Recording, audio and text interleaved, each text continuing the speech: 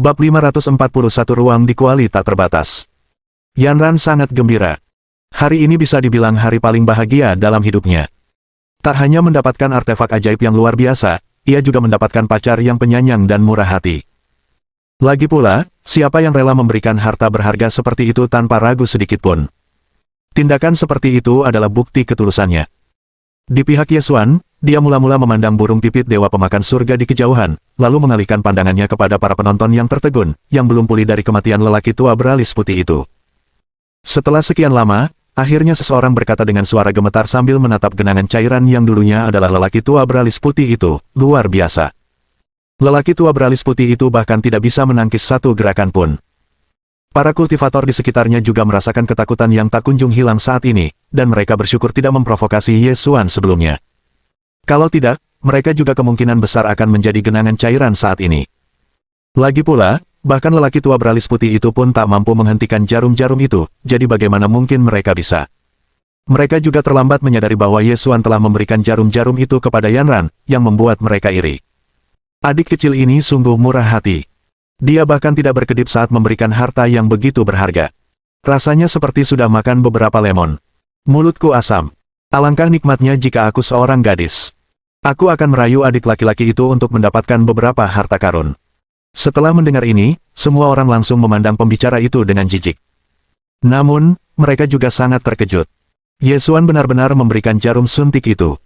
Bahkan jika dia ingin mendekati seorang gadis, tidak perlu memberinya harta yang begitu berharga, kan? Memangnya dia sekaya apa? Tepat saat para penonton membiarkan imajinasi mereka menjadi liar, seorang pria tua berjubah hitam berdiri dan berkata, "Halo, adik kecil, aku Mo Yunhai dari benua utara. Senang sekali bertemu dengan seorang jenius muda yang heroik sepertimu. Seperti kata pepatah, tak seorang pun akan memukul orang yang tersenyum." Setelah Yesuan melirik sekelilingnya, ia pun tersenyum dan berkata, "Kau terlalu baik, terlalu baik. Aku juga sangat senang bertemu denganmu." Mo Yunhai mengelus jenggot panjangnya sambil melanjutkan, "Adik kecil berhasil membunuh lelaki tua beralis putih itu hanya dengan beberapa jarum.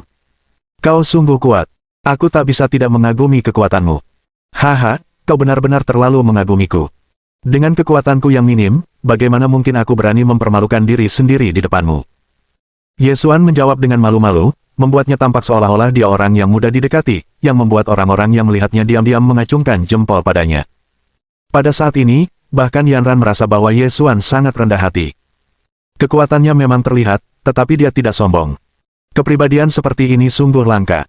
Setelah mendengar kata-kata Yesuan, Mo Yunhai juga sangat terkejut. Matanya tertuju pada Yesuan dan Yanran. Mereka berdua berasal dari Sekte Dewa Gurun Agung dan sama-sama jenius. Mereka benar-benar pasangan yang serasi. Dalam hal ini, tidak butuh waktu lama bagi Sekte Great Wilderness Divine untuk berdiri di puncak lagi. Ketika memikirkan hal ini, Mo Yunhai hanya bisa menghela napas. Mengapa sektenya sendiri tidak memiliki kejeniusan yang tiada taraf? Ledakan. Seluruh langit tiba-tiba berguncang hebat. Ini karena pertempuran sengit antara dua binatang buas telah menghancurkan angkasa. Ini buruk. Para penonton berteriak kaget. Retakan spasial mulai bermunculan di mana-mana, melepaskan kekuatan kehampaan yang mengerikan. Bahkan para ahli alam tertinggi pun akan kesulitan melindungi diri jika terjebak di dalamnya. Ledakan. Dalam sekejap mata, seorang ahli alam tertinggi tahap awal kehilangan nyawanya, dan bahkan jiwanya hancur. "Ah! Ayo cepat kabur!" Mo Yunhai berteriak panik, lalu segera menggunakan jimat pelindungnya. Melihat hal itu, para penggarap lainnya segera mengikuti dan berlari menyelamatkan diri. Pada saat ini, aura eksistensi alam abadi yang tersegel melekat erat pada Yesuan. Yanran juga menyadari situasi ini. Wajahnya tiba-tiba memucat dan ia merasa sedikit kewalahan. Saat berikutnya, sebuah lengan hangat menariknya ke dalam pelukan. Yesuan berkata pada si cantik dalam pelukannya dengan ekspresi lembut, "Jangan khawatir. Selama aku masih hidup, aku pasti akan melindungimu." Mendengar ini, jantung Yanran berdebar kencang. Ia tak tahu harus meletakkan kedua tangannya di mana, jadi ia hanya bisa mencengkeram ujung-ujung baju Yesuan. Sesaat kemudian, Yanran juga melihat sekeliling dan menyadari bahwa mereka berada di tempat yang sama sekali asing, dan tidak lagi berada di posisi semula. Di mana tempat ini? Mendengar ini, Yesuan juga tersenyum dan berkata, "Ini adalah ruang internal kuali tanpa batas." Apa? Yanran sudah tercengang. Kuali tak terbatas milik Yesuan ternyata berisi ruang seluas itu. Baru saja, ketika dia merasakan aura keberadaan alam abadi yang tersegel, dia merasa bahwa dia pasti tidak akan mampu bertahan hidup kali ini. Namun, tanpa diduga, Ye Xuan telah membawa mereka ke sini, dan tampaknya mereka sekarang aman. Sementara dia bersyukur, Yan Ran juga sangat terkejut. Apakah kualitas terbatas itu begitu kuat hingga mampu lolos dari indera keberadaan alam abadi yang tersegel? Meskipun keberadaan alam abadi yang tersegel ini telah berlalu bertahun-tahun yang lalu, aura yang ditinggalkannya masih luar biasa. Jika aura itu menyerang, bahkan seorang ahli alam tertinggi tingkat puncak pun tak akan mampu menahannya. Bab 542 Harta Karun Surgawi Abadi. Di luar, saat aura keberadaan alam abadi yang tersegel mengamuk dan menyerang, beberapa ahli alam tertinggi telah tewas. Adapun Ye Xuan dan Yan Ran, mereka masih aman dan sehat di dalam ruang internal kuali yang luas dan tak terbatas itu. Kebetulan, Yan Ran masih dalam pelukan Ye Xuan, yang membuatnya merasa agak bimbang. Ia malu, tetapi juga merasa sangat aman. Dia menyadari bahwa dia sebenarnya tidak ingin lepas dari pelukan Ye Xuan. Setelah menikmatinya sejenak, Yan Ran akhirnya melepaskan diri. Ia perlahan mengamati ruang di dalam kuali yang tak terbatas itu. Bukankah kuali tak terbatasmu terlalu kuat? Kita bahkan berhasil lolos dari perhatian makhluk abadi kuno yang tersegel itu.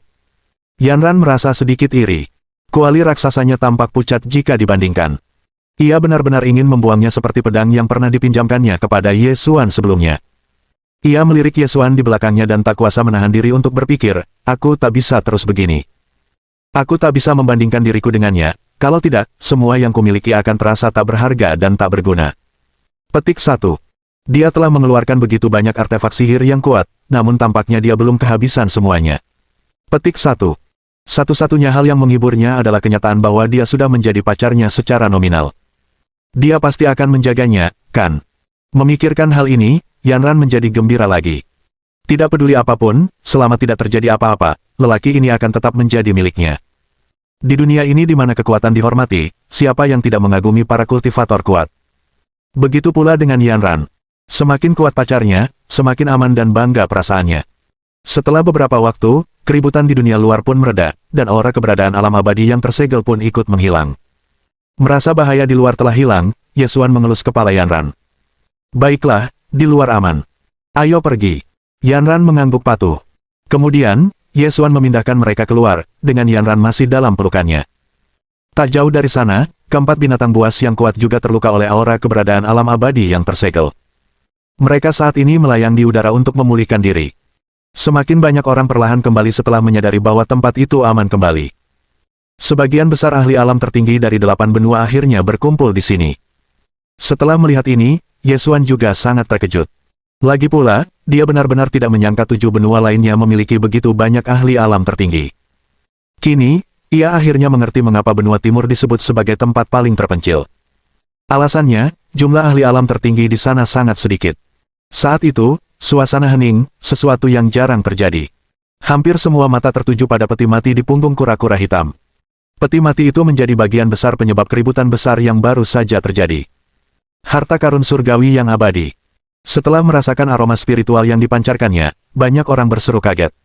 Tampaknya harta surgawi yang ditunggu-tunggu semua orang akhirnya akan muncul, dan para ahli yang hadir mulai mengedarkan kekuatan spiritual mereka sebagai persiapan menghadapi kompetisi yang tak terelakkan.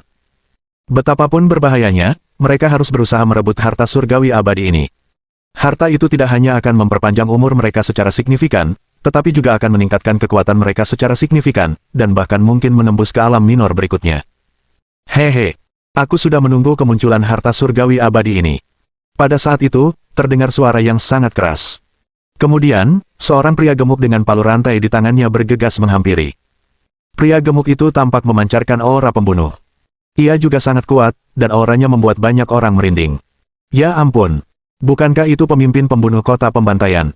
Aku tidak menyangka dia akan datang dan ikut bersenang-senang. Banyak orang berseru kaget.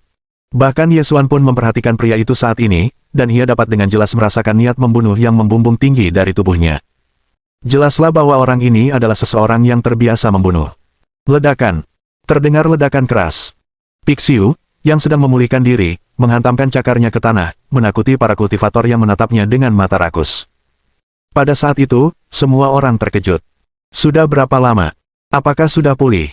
Begitu harta surgawi abadi muncul, semua binatang buas bertindak dan menggunakan kekuatan suci mereka untuk menyerang kura-kura hitam.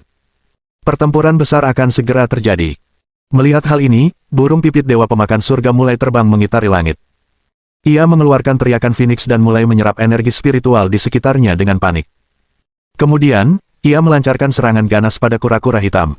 Melihat pertempuran telah dimulai, para kultivator yang hadir tidak bergerak. Sebaliknya, mereka menunggu dengan tenang kesempatan itu datang. Tak seorang pun di sini yang bodoh. Mereka tahu bahwa orang pertama yang bergerak kemungkinan besar akan menjadi sasaran semua orang. Karena alasan inilah mereka semua diam-diam menunggu waktu yang tepat. Sambil menunggu, jumlah orang yang berkumpul di sana terus bertambah. Setelah beberapa saat, ruang angkasa berputar lagi, dan seorang pria berpakaian mewah muncul di langit. Itu adalah orang suci dari Sekte Dewa Angin Surgawi, Oh Yunhai. Dia juga seorang ahli alam tertinggi tingkat lanjut. Kedatangan pria itu menyebabkan keributan lain. Bab 543 Oh Yunhai, bagian 1.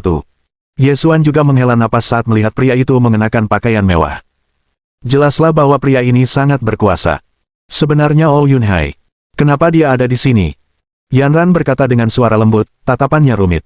Ia melirik Yesuan, seolah-olah ia telah memikirkan rencana yang menyenangkan. Setelah memperhatikan tatapan Yanran, Yesuan tiba-tiba merasa sedikit gelisah. Mungkinkah gadis ini akan menimbulkan masalah? Yesuan tidak terlalu yakin. Lagi pula, dia tidak tahu banyak tentang pacarnya. Tak lama kemudian menjadi jelas bahwa ada sesuatu yang terjadi. Saat Oh Yunhai tiba, dia menyapu pandangannya ke sekelilingnya, lalu terbang ke Yanran. Ran kecil, kau ternyata di sini. Aku sudah lama mencarimu, kata Oh Yunhai kepada Yanran dengan wajah penuh kekhawatiran. Matanya penuh kasih sayang. Bagaimana mungkin Yesuan tidak mengerti apa yang terjadi saat dia melihat ini? Mungkinkah pria ini menjadi penghalang jalannya menuju cinta? Ekspresi Yanran tampak membeku saat ia berbicara dengan sangat tidak sopan. Oh Yunhai, hubungan kita sama sekali tidak baik. Bisakah kau berhenti memanggilku seperti itu? Bahkan setelah mendengar nada permusuhan Yanran, Oh Yunhai terus menjilati bibirnya dan tersenyum. Ran kecil, aku mengerti kau tidak menyukaiku. Kau masih menganggapku bajingan seperti dulu. Namun, aku bersumpah bahwa mulai sekarang, aku akan membuka lembaran baru dan memanjakanmu dengan baik. Aku juga mengerti kalau sekarang kamu hanya peduli dengan kultivasi dan tidak mau membahas masalah hubungan, tapi itu tidak penting.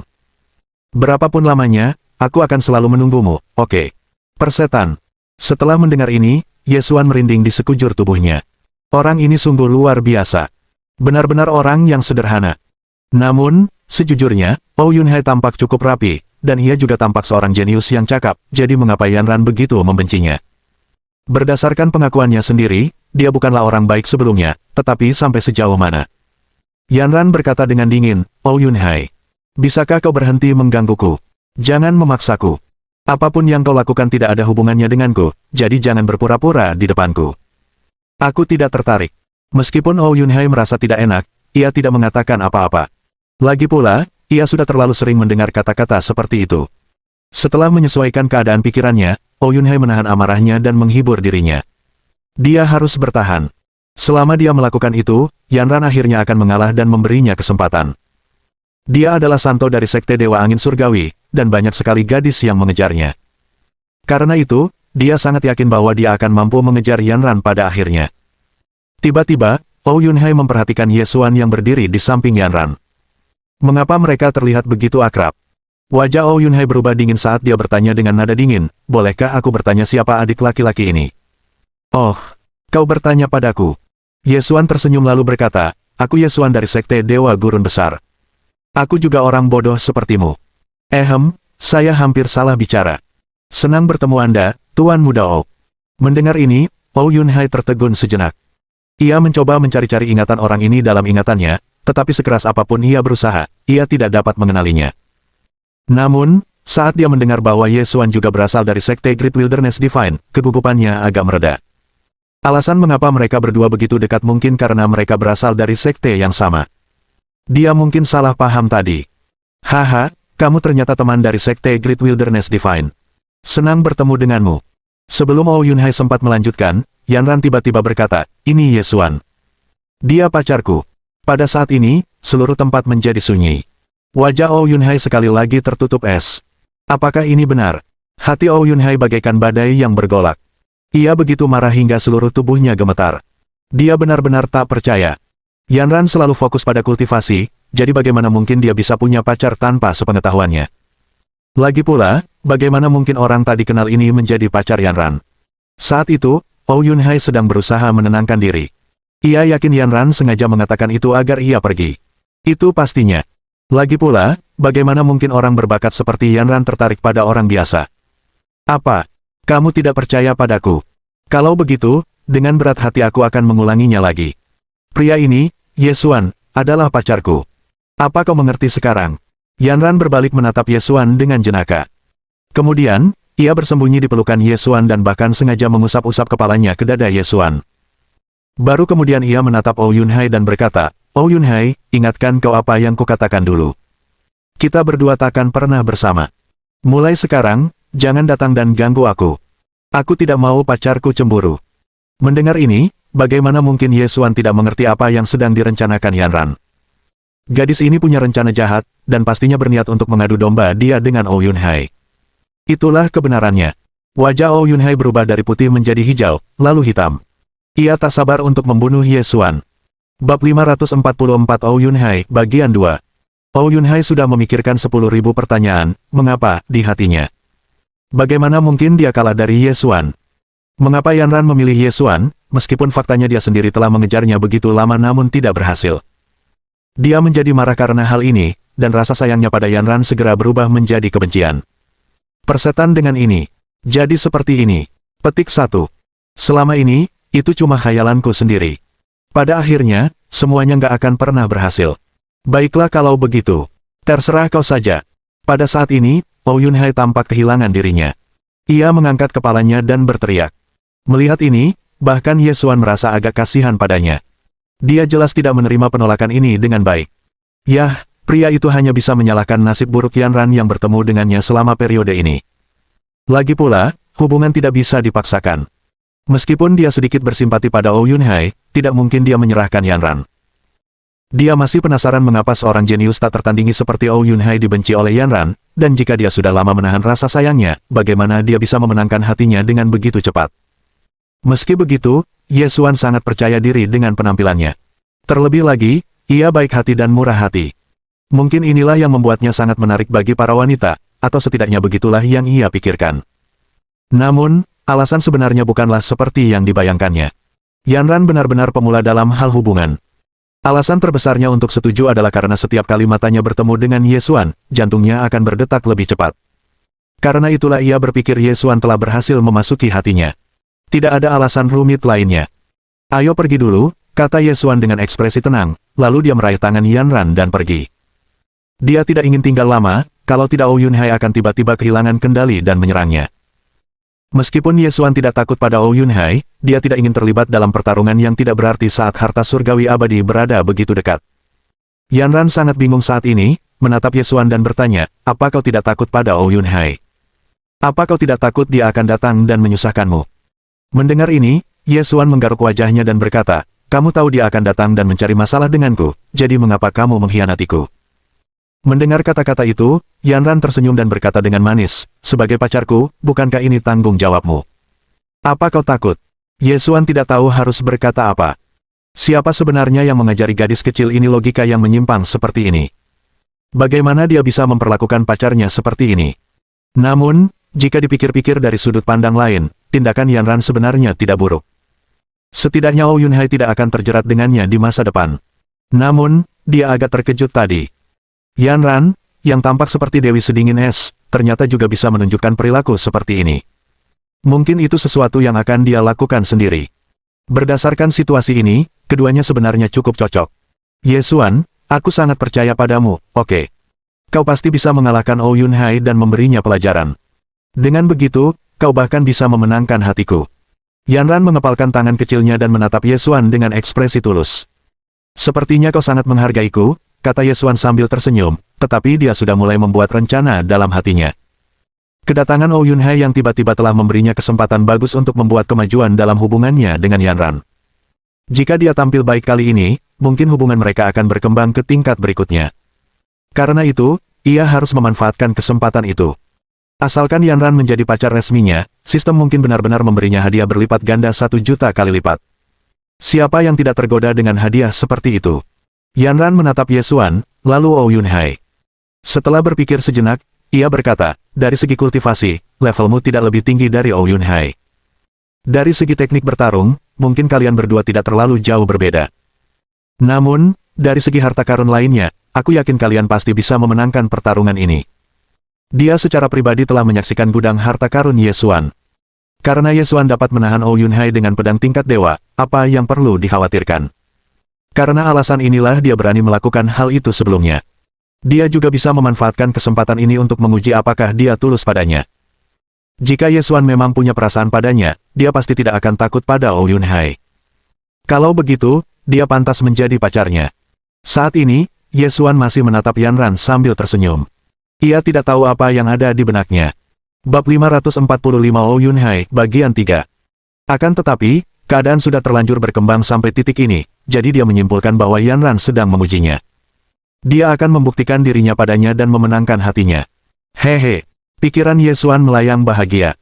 Ia sudah punya rencana matang untuk mengalahkan Ou Yunhai dan menjadi pacar resmi Yan Ran. Di kejauhan, Ou Yunhai akhirnya sadar kembali setelah meragukan hidupnya beberapa saat. Dia menatap Ye Xuan dengan dingin dan berkata dengan galak, aku akan mengawasimu dengan cermat dan melihat apa yang istimewa darimu. Dari sudut pandang Ou Yunhai, Ye Xuan hanyalah seorang kultivator biasa yang baru saja mencapai alam tertinggi. Ia sepenuhnya yakin Ye Xuan akan gugur dalam pertempuran memperebutkan harta surgawi abadi yang akan datang. Jika Ye Xuan tidak mati di tangannya, Yan Ran mungkin tidak akan menyalahkannya, kan? Kalau begitu, dia seharusnya bisa mengejarnya lagi. Saya benar-benar pintar, hahaha. Sementara Ou Yunhai asyik dengan pikirannya sendiri, keadaan di sekitarnya menjadi lebih sunyi. Mo Yunhai dan pemimpin pembunuh kota pembantaian termasuk di antara para ahli yang tertarik oleh harta karun surgawi di punggung kura-kura hitam. Mata mereka penuh dengan hasrat. Pada saat ini, burung pipit dewa pemakan surga terbang ke awan dan menukik ke bawah. Ia ingin menyedot semua orang ke dalam perutnya dan mencernanya. Melihat hal itu, pemimpin pembunuh itu langsung tertawa terbahak-bahak. Hehe, burung kecil ini kurang ajar sekali. Dia tidak tahu apa yang baik untuknya. Ou Yunhai pun menghunus pedangnya dan melepaskan sinar pedang ke arah burung pipit dewa pemakan surga. Ledakan. Dengan suara yang memekakkan telinga, burung pipit dewa pemakan surga yang besar itu terbelah menjadi dua dan jatuh ke tanah. Melihat kejadian itu, masa pun amat terkejut. Ou Yunhai sekuat ini. Burung pipit dewa pemakan surga merupakan binatang buas dari alam tertinggi, jadi kekuatannya tidak diragukan lagi. Akan tetapi, ia bahkan tidak dapat menahan satu pukulan pun. Melihat ekspresi terkejut di wajah penonton, Ou Yunhai diam-diam senang. Seharusnya dia bisa pamer kali ini, kan? Tiba-tiba, burung pipit dewa pemakan surga yang tadinya terbelah dua, perlahan-lahan menyatu kembali. Kekuatannya pun meningkat secara signifikan. Pada saat itu, burung pipit dewa pemakan surga tampak sangat bersemangat. Ia menatap Ou Yunhai dengan jijik, seolah berkata, hehe, anak muda bau, ayo. Ayo. Melihat ini, Ou Yunhai sangat marah. Ia mengira telah membunuh burung pipit dewa pemakan surga, tetapi ternyata burung itu hidup kembali. Bukan hanya dibangkitkan, tetapi serangan yang baru saja dilancarkannya juga telah dilahap dan menjadi sumber kekuatannya. Puff! Ye Xuan tak kuasa menahan tawa. Pria ini terlalu sok. Namun, kejadian mendadak ini mungkin membuatnya sangat malu. Hahaha. Setelah mendengar tawa Ye Xuan, wajah Ou Yunhai menjadi semakin gelap saat dia berbicara dengan suara rendah, apa yang lucu? Bukan apa-apa. Aku cuma kepikiran sesuatu yang lucu, kata Ye Xuan dengan sedih, lalu tertawa lagi. Tampaknya tidak semua orang cocok untuk bisnis pamer. Ou Yunhai bisa merasakan nada mengejek dalam suara Ye Xuan. Dia benar-benar tidak menyangka akan mempermalukan dirinya sendiri saat Yan Ran ada di sana. Meskipun hatinya dipenuhi amarah, ia tiba-tiba teringat sebuah ide bagus. Ia memaksa dirinya untuk tenang dan segera menatap Ye Xuan. Melihat betapa percaya dirinya saudara Ye Xuan, kemampuan bertarungmu seharusnya cukup bagus, kan? Bagaimana kalau kamu tunjukkan kemampuanmu? Aku yakin semua orang di sini ingin tahu seberapa kuatnya kamu. Begitu ia selesai berbicara, para penonton segera menggemakan kata-katanya, menunggu untuk menyaksikan pertunjukannya. Mereka dapat mengetahui bahwa ada pertarungan yang sedang terjadi di antara keduanya, meskipun saat ini pertarungan itu terwujud dalam bentuk kompetisi. Ou Yunhai adalah orang suci dari Sekte Dewa Angin Surgawi, jadi dia akan menarik perhatian kemanapun dia pergi. Lebih jauh lagi, hanya mereka yang datang lebih awal yang menyaksikan Ye Xuan membunuh lelaki tua beralis putih itu, dan mereka tidak hendak merusak kesenangan itu. Saat itu, Ye Xuan berjalan keluar dari kerumunan dengan ekspresi tenang. Ia melirik Ou Yunhai dan berkata, tidak apa-apa. Karena saudara Ou sangat menghargai saya akan dianggap tidak menghormati Anda jika menolaknya. Melihat rencananya berhasil, Ou Yunhai diam-diam gembira. Cek, dasar bodoh, tunggu saja. Sebentar lagi aku yang akan menertawakanmu. Aku tidak akan pernah membiarkanmu melupakan rasa malu yang kau rasakan saat itu. Oh Yunhai jelas tidak terlalu mengagumi Ye Xuan. Lagi pula, burung pipit Dewa Pemakan Surga dikenal karena kemampuannya yang kuat untuk beregenerasi dan menyembuhkan. Meskipun dia sendiri baru saja membelah burung pipit Dewa Pemakan Surga menjadi dua, burung itu masih bertahan dan menjadi semakin kuat. Mengingat tingkat kultivasi Ye Xuan yang rendah, mustahil baginya untuk melakukan apapun pada burung pipit Dewa Pemakan Surga. Oh Yunhai sudah tak sabar untuk mempermalukan Ye Xuan. Pada saat ini, Ye Xuan telah terbang ke surga melahap burung pipit dewa. Ia mengulurkan tangan kirinya dan melambaikannya ke atas. Cih! Bertingkah misterius sekali. Apa kau tidak akan mencabut senjatamu? Oh Yunhai segera memprovokasi Ye Xuan. Pada saat ini, tangan kanan Ye Xuan tiba-tiba memancarkan cahaya kemasan, dan niat pedang yang luar biasa menyapu, menyebabkan hembusan angin kencang dan gemuruh guntur. Tak lama kemudian, sebuah pedang raksasa yang panjangnya lebih dari 100 meter telah mengembun tepat di atas burung pipit Dewa Pemakan Surga. Melihat hal itu, burung gereja surgawi yang melahap surga tidak dapat menahan diri untuk tidak menggigil ketika kenangan menyerbu ke dalam pikirannya. Ia masih ingat bahwa Ye Xuan telah menggunakan jurus ini untuk melukainya dengan parah belum lama ini. Bab 546 Oh Yunhai, bagian 4. Palsu. Itu pasti palsu. Oh Yunhai benar-benar tercengang. Ia menatap kosong ke arah pedang raksasa yang telah mengembun di atas burung pipit surgawi yang melahap langit. Niat pedang yang dipancarkan pedang besar itu jauh melampaui niat pedang dalam serangannya sendiri sebelumnya. Tak ada bandingannya sama sekali. Detik berikutnya, ia seolah menyadari apa yang sedang terjadi. Wajahnya memucat tak percaya. Ye Xuan benar-benar menguasai kekuatan ilahi tingkat abadi. Saudara Oh Yunhai, jangan berkedip. Aku akan menunjukkan sesuatu yang sungguh menakjubkan, kata Ye Xuan sambil tersenyum. Lalu ia mengangkat tangan kanannya dan melambaikannya dengan penuh hormat. Saat itu juga, pedang besar itu langsung turun ke atas burung pipit dewa yang melahapnya. Melihat hal itu, burung pipit Dewa Pemakan Surga ketakutan dan melancarkan serangan membabi buta, mencoba menggagalkan bidikan Ye Xuan. Setelah menyadari semua yang dilakukannya sia-sia, ia malah mencoba melahap serangan itu. Namun, itu jelas hanya khayalan. Bagaimana mungkin serangan setingkat ini bisa dilahap semudah itu? Ledakan. Pedang raksasa itu menebas tanpa perlawanan. Tubuh besar burung pipit surgawi yang melahap surga juga terpotong-potong pada saat ini, dan darahnya menodai langit. Pada saat ini, keadaan sekitar kembali hening. Setelah beberapa waktu, orang-orang akhirnya sadar kembali. Pemuda ini terlalu abnormal. Dia bahkan tidak menggunakan pedangnya. Satu lambaian tangannya saja sudah cukup untuk meninggalkan burung pipit surgawi dalam keadaan seperti itu. Jika kami yang mengalaminya, situasinya akan jauh lebih tragis. Semua petani yang hadir melonjak kaget mendengar kata-kata itu. Bahkan pemimpin pembunuh itu memandang Ye Xuan dengan serius, sekarang memperlakukannya sebagai saingan terkuatnya. Wajah Oh Yunhai benar-benar pucat pasi, seolah-olah ia telah menerima pukulan berat. Kemampuan tempur Ye Xuan jauh lebih hebat dari yang pernah dibayangkannya. Pria yang dipilih Yanran ini sungguh luar biasa. Melihat serangan yang baru saja dilancarkan Ye Xuan, ia tahu bahwa bahkan dirinya pun tak akan mampu menahan serangan itu. Dalam situasi seperti itu, apakah benar-benar mungkin untuk mendapatkan Yanran kembali di masa depan? Pada saat ini, dia merasa terhina. Setelah Ye Xuan selesai menghadapi burung pipit Dewa Pemakan Surga, dia mengalihkan pandangannya ke Oh Yunhai dan menyentuh bagian belakang kepalanya karena malu. Burung pipit Dewa Pemakan Surga ini cukup lemah, dan aku secara tidak sengaja membuatnya pergi begitu mudah. Aku yakin saudara Oh sedang malas-malasan tadi dan tidak mengerahkan seluruh kekuatanmu. Kalau tidak, seharusnya dia bisa membunuhnya dengan mudah hanya dengan satu serangan. Begitu dia selesai berbicara, semua penonton di tempat kejadian mulai tertawa. Pemuda ini benar-benar punya bakat menendang orang saat mereka terjatuh. Mo Yunhai mengelus jenggotnya dan tertawa. Perkataan Ye Xuan membuat Oh Yunhai ingin mencari celah dan bersembunyi di dalamnya.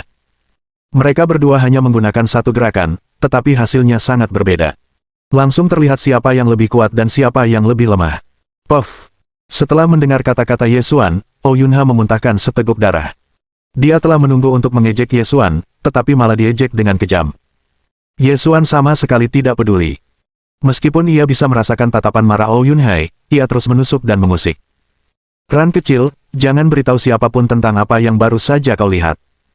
Oh Yunhai adalah santo dari Sekte Dewa Angin Surgawi.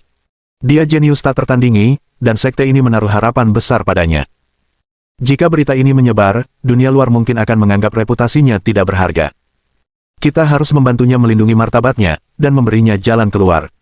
Ketika mendengar kata-kata serius Ye Xuan, Yanran tidak dapat menahannya dan tertawa. Ye Xuan terlalu lucu. Meskipun dia sudah bilang untuk tidak menyebarkannya, dia jelas tidak mau merendahkan suaranya. Ternyata pacarnya memang jahat. Setelah mendengar itu, Oh Yun Hai kembali meludahkan darah. Wajahnya yang tadinya tampan kini pucat pasi, dan ia tampak sangat menyedihkan. Meski begitu, Ye Xuan merasa cukup puas dengan hasil ini. Baiklah, aku akan mendengarkanmu, jawab Yanran setelah tenang. Kemudian, ia menatap Oh Yun Hai dan berkata dengan serius, Sein Oh, jangan khawatir. Aku bukan tipe orang yang suka menyebarkan rumor, oke? Pada saat ini, Oh Yun Hai meludahkan beberapa teguk darah dan pingsan. Perkataan Ye Xuan barusan telah melukainya dengan parah, jadi apa yang dikatakan Yanran selanjutnya bagaikan menaburkan garam pada lukanya. Dia ingin pamer di depan Yanran, tetapi malah dipermalukan tanpa ampun. Sialan, ini benar-benar menyebalkan. Ye Xuan, tunggu saja. Ini belum berakhir. Aku akan membuatmu mengerti konsekuensi memprovokasiku. Oh Yun Hai memelototi Ye Xuan sambil bergumam pada dirinya sendiri. Ia benar-benar ingin membunuh Ye Xuan. Kalau bukan karena situasi saat ini, dia pasti sudah melancarkan aksinya. Di sisi lain, setelah Ye Xuan selesai mengejek Oh Yun Hai, dia menggunakan indera spiritualnya untuk memeriksa mayat burung pipit dewa pemakan surga, dan sebuah tulang yang memancarkan cahaya 5 warna segera melayang ke arahnya. Bab 547 Tulang Ilahi. Itulah surga yang melahap tulang belulang burung pipit ilahi. Saat kemunculannya, semua orang menatap penuh nafsu ke arah Ye Xuan. Setelah Ye Xuan memeriksa tulang dewa, dia merasa sedikit tidak puas. Apa yang terjadi? Kenapa tulang suci ini hanya meningkatkan kecepatan? Ye Xuan tercengang. Ia mengira tulang dewa burung pipit pemakan surga akan memberinya kemampuan melahap, tetapi ternyata, itu hanya meningkatkan kecepatannya. Meski peningkatan kecepatannya signifikan, itu tidak ada apa-apanya jika dibandingkan dengan keterampilan melahap. Lupakan saja. Kurasa masih berguna. Mungkin dengan bantuan sistem, aku bisa mendapatkan sesuatu yang lebih berguna, pikir Ye Xuan gembira. Sekarang dia sudah mahir dalam teknik pedang flora dan teknik telapak tangan tanpa batas, satu-satunya hal yang kurang darinya adalah kecepatan. Dengan bantuan tulang suci ini, masalah itu tidak akan ada lagi. Melihat tulang dewa di tangannya, Ye Xuan menenangkan dirinya sejenak, lalu berbalik dan menatap mata Yanran dengan tulus. Melihat ini, hati Yanran bergetar. Apa yang sedang direncanakan pria ini kali ini? Tanpa sadar ia menghindari tatapannya. Pada saat berikutnya, Ye Xuan memegang tangan rampingnya dengan ekspresi lembut dan menyerahkan tulang dewa itu padanya. Ran kecil, kata Ye Xuan tulus, aku akan meninggalkan tulang suci ini padamu. Yanran tercengang. Ia menatap tulang dewa di tangannya dengan tak percaya, lalu menoleh ke Ye Xuan yang memasang ekspresi serius. Hatinya tersentuh. Ye Xuan benar-benar memberinya tulang dewa tanpa ragu. Apakah dia benar-benar menyukainya? Matanya bertemu lagi dengan mata Ye Xuan, lalu dia menundukkan kepalanya dengan malu-malu. Hatinya bergejolak. Apakah ia benar-benar jatuh cinta padanya? Meski pikiran Yanran kacau, ekspresinya tetap dingin. Setelah sadar kembali, dia bertanya dengan rasa ingin tahu, mengapa kamu memberiku harta yang begitu berharga? Mendengar ini, Ye Xuan tersenyum dan berkata dengan sangat tulus, bagiku, tidak ada harta yang dapat dibandingkan denganmu. Lagi pula, bukankah pantas memberikan harta karun kepada pacar? Tepat pada saat itu, Yanran kembali lemas dan tak berdaya, dan dia dapat mendengar jantungnya berdetak kencang. Kalau begitu aku akan menerimanya, kata Yanran dengan suara lembut dan wajah memerah. Lalu, ia menyimpan tulang suci itu. Dengan bantuan tulang dewa burung pipit dewa pemakan surga, meskipun dia tidak memperoleh harta surgawi abadi, dia 100% yakin bahwa dia bisa menerobos ke tahap lanjutan dari alam tertinggi. Yanran sudah sangat tersentuh oleh tindakan Ye Xuan yang memberinya tulang dewa.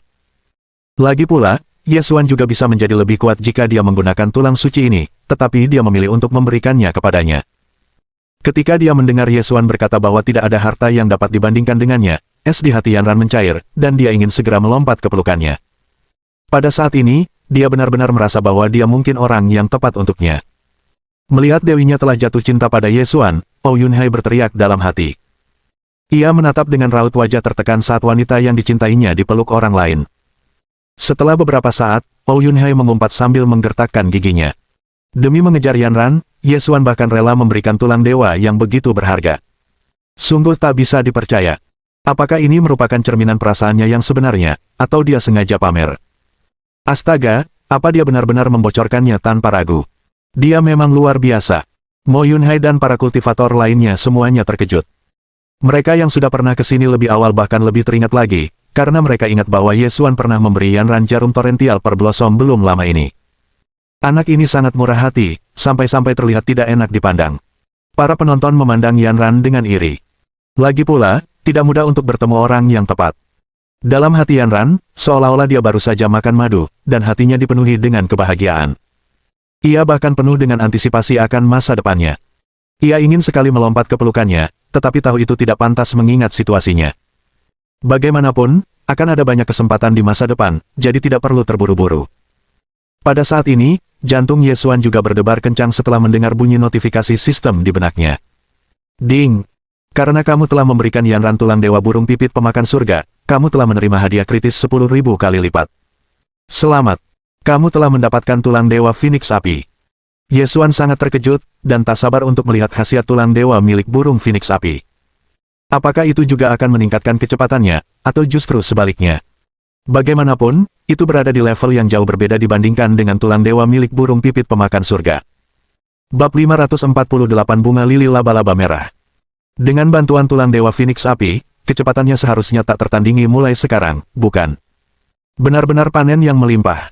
Apakah tuan rumah ingin segera mulai memurnikan tulang dewa Phoenix Api? Lakukan, sistem. Begitu dia mengatakan ini, tulang dewa berubah menjadi cahaya merah dan mulai menyatu dengan tubuh Yesuan. Pada saat yang sama, metode kultivasi untuk kekuatan ilahi Phoenix Api memasuki pikiran Yesuan. Setelah menyempurnakan tulang ilahi Phoenix Api, Yesuan kini dapat bergerak ratusan mil secara instan, dan jarak ini hanya akan bertambah seiring dengan penguasaannya atas kekuatan ilahi. Memikirkan hal ini, Yesuan menjadi sangat gembira. Mulai sekarang, mungkin tidak ada seorang pun yang dapat menandingi kecepatannya. Ketika dia mengejar burung pipit dewa pemakan surga saat itu, Yesuan jelas merasa bahwa dia kurang cepat, sehingga burung itu berhasil melarikan diri. Namun, itu semua sudah berlalu. Di masa mendatang, sekalipun ia menghadapi musuh yang lincah, ia tidak akan dirugikan. Haha, ini luar biasa, pikir Yesuan gembira dan segera mulai mengolah kekuatan suci. Berkat kemampuan pemahamannya yang luar biasa, ia tidak butuh waktu lama untuk memahami dasar-dasarnya. Saat Yesuan masih asyik dengan suasana hatinya yang indah, terdengar suara gemuruh yang keras. Ledakan. Apakah harta surgawi abadi akhirnya akan muncul? Ketika mereka melihat peti mati di punggung kura-kura hitam itu bergetar hebat, para penonton menjadi luar biasa heboh. Lalu, cahaya terang memancar dari peti mati itu. Peti mati yang telah ditutup selama bertahun-tahun akhirnya terbuka. Beberapa saat kemudian, sekuntum bunga lili laba-laba merah yang memancarkan cahaya gelap perlahan naik ke udara. Bahkan ruang di sekitarnya pun mulai terdistorsi. Berlari. Setelah Yesuan berteriak, dia memeluk Yanran erat-erat. Sebelum Yanran dapat melepaskan diri, dia juga merasakan aura seorang ahli alam abadi yang tersegel keluar dari peti mati. Sudah berakhir, cepatlah lari. Pada saat ini, semua penonton menjadi pucat dan melarikan diri tanpa ragu-ragu. Yesuan juga menggunakan kuali tanpa batasnya dan bersembunyi di dalamnya bersama Yanran. Yang lainnya juga tidak mau ketinggalan, dan segala jenis artefak sihir digunakan untuk menyelamatkan hidup mereka. Namun, beberapa orang yang kurang beruntung langsung tersapu oleh aura tersebut, bahkan tidak sempat berteriak sebelum meninggal. Ledakan. Pixiu mengeluarkan suara memekakan telinga saat bergetar hebat. Ia juga telah tersapu oleh aura ahli alam abadi yang tersegel dan terlempar tanpa jejak. Zuyan pun tidak lebih baik keadaannya. Situasi berubah kacau dan tak ada yang terjadi selain kepanikan di udara. Beberapa saat kemudian, bunga lili laba-laba merah yang bersinar merah tiba-tiba terbang ke kejauhan. Berani kabur. Jangan coba-coba. Oh Yunhai segera merasakan ada sesuatu yang salah dan menyerang bunga lili laba-laba merah, matanya dipenuhi keinginan. Bunga lili laba-laba merah ini pasti miliknya. Jika dia benar, bunga lili laba-laba merah ini adalah harta surgawi abadi. Jika dia mendapatkannya, dia akan mampu melampaui alam tertinggi. Dalam keadaan seperti itu, tidak peduli berapa banyak kekuatan suci dan teknik rahasia yang dimiliki Yesuan, ia akan dapat menghadapinya dengan mudah. Terlebih lagi, dengan kekuatan seperti itu, Yanran mungkin akan berubah pikiran dan melemparkan dirinya ke dalam pelukannya. Apapun yang terjadi, di dunia ini, kekuatan dihormati. Kekuatannya akan mengubah hatinya. Hehe. Oh Yunhai, bunga lili laba-laba merah ini milikku. Kalau kau masih ingin hidup, pergilah. Saat Oh Yunhai asyik dengan lamunannya, tiba-tiba sebuah suara membuyarkannya dari lamunan. Pemimpin pembunuh itu menghunus pedang raksasanya dan menyerang Oh Yunhai, memaksanya menghindar sambil berteriak, "Sialan! Kau pikir kau siapa, berani melawanku? Apa pentingnya aku? Lagi pula kau bukan siapa-siapa," jawab pemimpin pembunuh itu dengan nada mendominasi, "ini bukan sekte Dewa Angin Surgawi. Statusmu tidak berarti apa-apa di sini." Setelah serangan pertamanya meleset, pemimpin pembunuh itu mengangkat pedangnya dan menyerang lagi, melemparkan Oh Yun-hai. Saat itu, amarah Oh Yun-hai hampir meledak. Ia menggertakkan gigi dan berkata, "Baiklah. Kau mau jadi musuhku? Baiklah, jangan menyesal setelah aku selesai denganmu." Oh Yun-hai tidak lagi menekan kekuatannya dan mengeluarkan kekuatan penuhnya. Kemudian, dia mengeluarkan artefak sihir Yin Yang dan menyegel area tersebut. Gelombang niat membunuh langsung menyebar. Oh Yun-hai tampak berubah menjadi pembunuh tanpa emosi saat ia terus melancarkan serangan, memaksa pemimpin pembunuh itu mundur. Pada saat ini, kemarahan pemimpin pembunuh itu pun meningkat, dan dia tidak menyembunyikan permusuhannya, karena dia pun mengerahkan segenap tenaganya. "Kamu benar-benar lelah hidup." Begitu dia selesai berbicara, pemimpin pembunuh itu melepaskan serangan bulan sabit dengan pedangnya. "Apa-apaan?" Para penonton ternganga ketika melihat serangan ini. Tiba-tiba, sesosok putih melintas dan bergegas menuju harta surgawi abadi. Bab 549 Jeda. Hentikan dia. Pada saat ini, para penonton menjadi bersatu saat mereka melancarkan serangan bersama untuk menghentikan Yanran.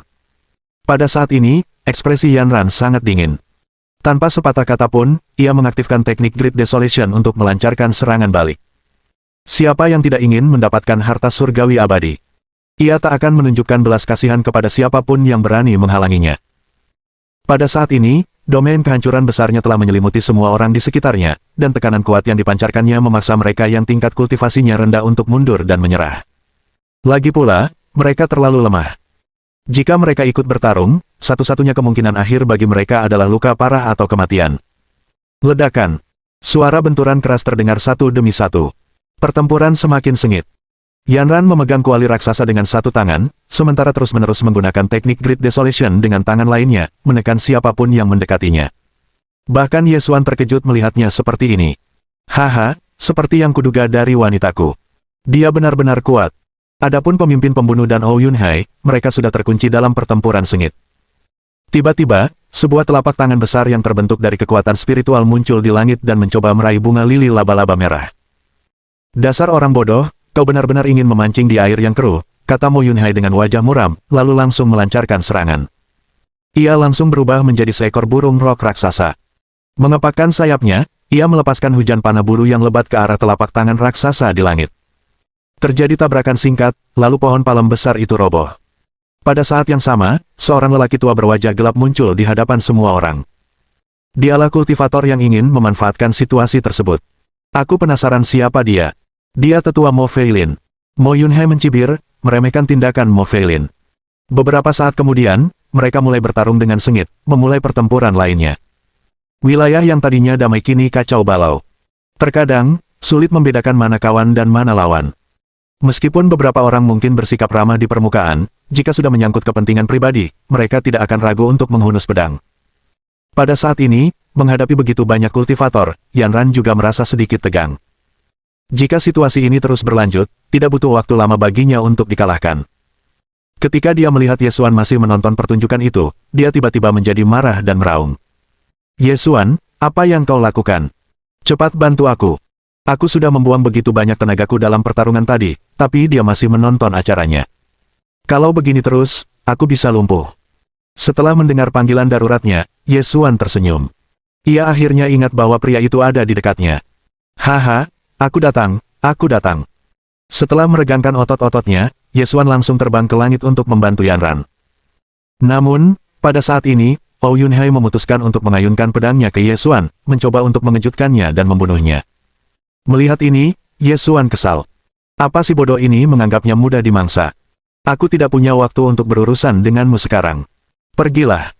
Begitu dia selesai berbicara, Yesuan dengan santai melambaikan tangannya dan melepaskan serangan pedang yang dahsyat, seketika menghancurkan serangan Oh Yun-hai. Di sisi lain, sang pemimpin pembunuh tampaknya telah dirasuki iblis. Siapapun yang berdiri di sampingnya, mereka tak dapat lolos dari serangannya yang ganas. "Harta surgawi abadi itu milikku. Aku akan membunuh siapapun yang merebutnya."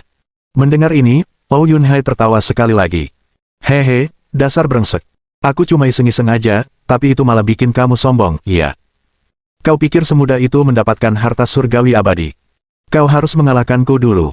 Ngomong-ngomong, Yesuan, kau cukup sombong. Kalau kau punya kemampuan, serang aku juga. Aku tak masalah menghadapi kalian berdua," kata Oh Yun-hai dengan gagah berani dan penuh kebanggaan. Puff, jangan membuatku tertawa, oke. Ye Xuan tertawa. Ternyata sangat mudah untuk mendapatkan harta surgawi abadi. Yang harus ia lakukan hanyalah mengalahkan semua orang yang hadir. Karena kamu sangat ingin mati, aku dengan berat hati akan menyetujui permintaanmu. Begitu dia selesai berbicara, Ye Xuan sekali lagi melancarkan sinar pedang ke arah Ou Yunhai, tetapi Ou Yunhai berhasil menangkisnya.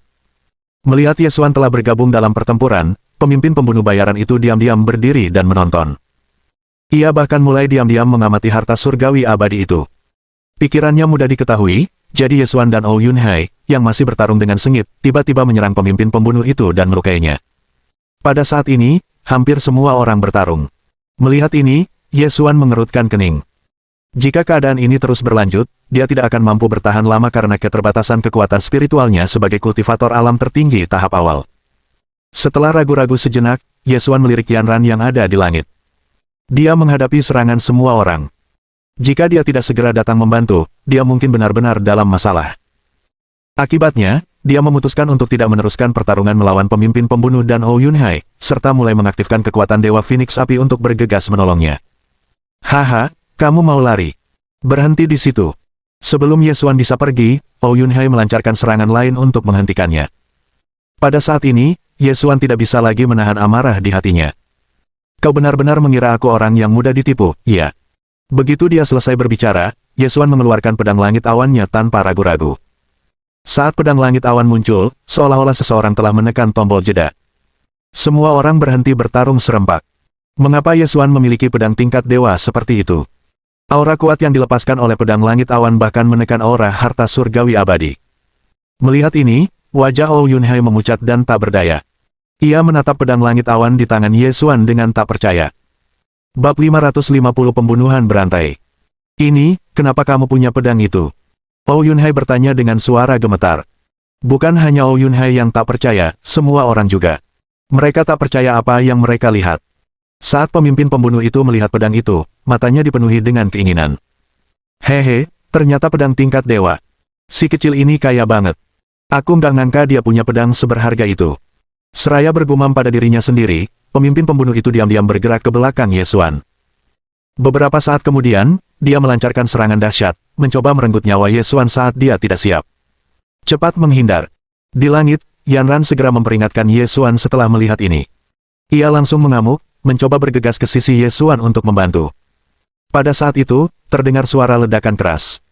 Tepat saat pemimpin pembunuh itu mengira rencananya berhasil, senjata di tangannya langsung terpotong dua oleh pedang langit awan milik Ye Xuan. Pemimpin pembunuh itu tercengang, dan butiran keringat dingin mengalir di wajahnya. Senjata kesayangannya hancur begitu saja. Ye Xuan menatap pemimpin pembunuh itu dan berkata sambil mencibir, sepertinya kau juga ingin mati. Kalau begitu aku akan mengantarmu pergi dulu. Begitu dia selesai berbicara, Ye Xuan menggunakan teknik pedang flora. Aura pedang yang amat mengerikan menyapu, menyebabkan semua kultivator yang hadir menjadi pucat. Ayo bergabung dan bunuh Ye Xuan dulu.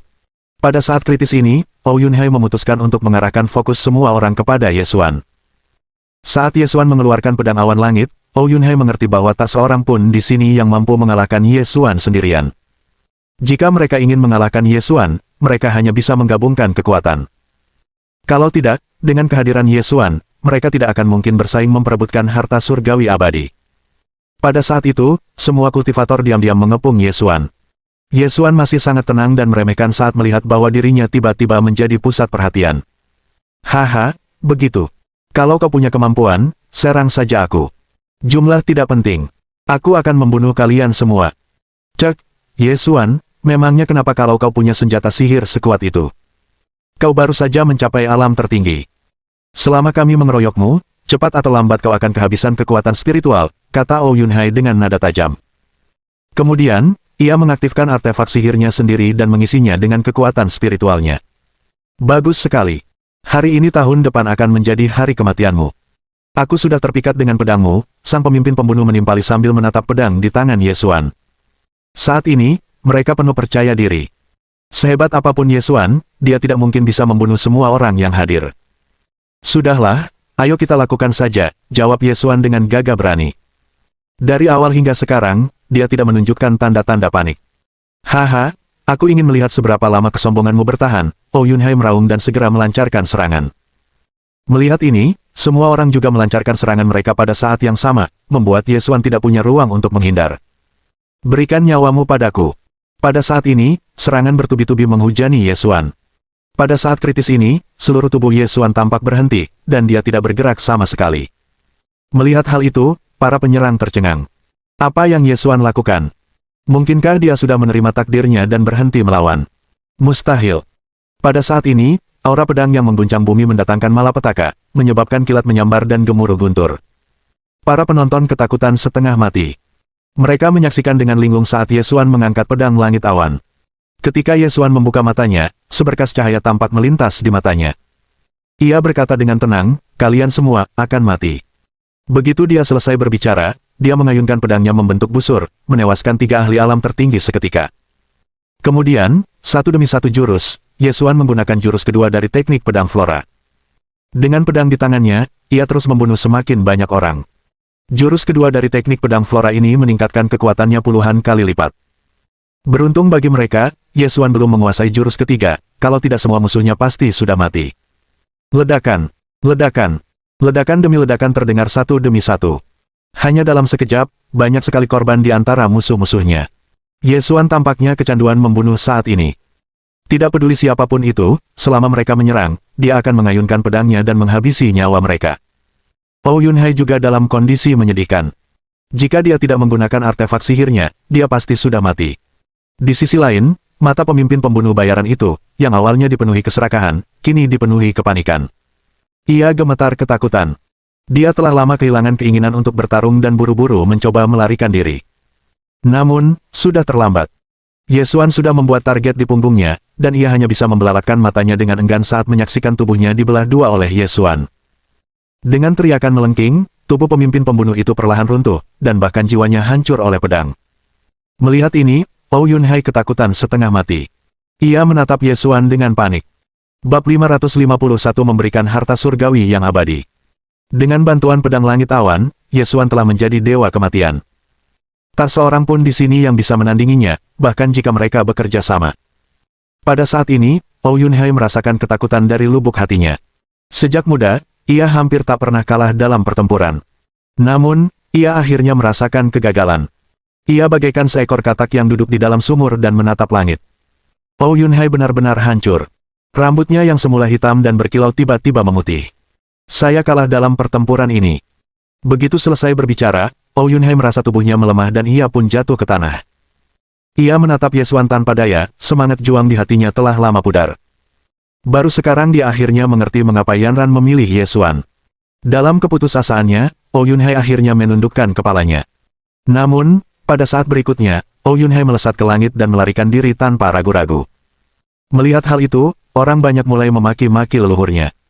Bajingan sialan itu adalah orang pertama yang mengusulkan untuk bergabung dalam menghadapi Ye Xuan, tetapi dia juga orang pertama yang melarikan diri. Akan tetapi, semua orang juga mengerti mengapa dia melakukan hal itu. Berlari. Tidak seorang pun tahu siapa yang berteriak terlebih dahulu, tetapi para penyerang langsung bergegas melarikan diri. Mereka hampir kehilangan nyawa, jadi mereka tak peduli lagi pada harta surgawi abadi itu. Harta itu memang berharga, tetapi mereka harus hidup untuk menggunakannya. Melihat sosok-sosok yang melarikan diri, Ye Xuan tidak mengejar mereka.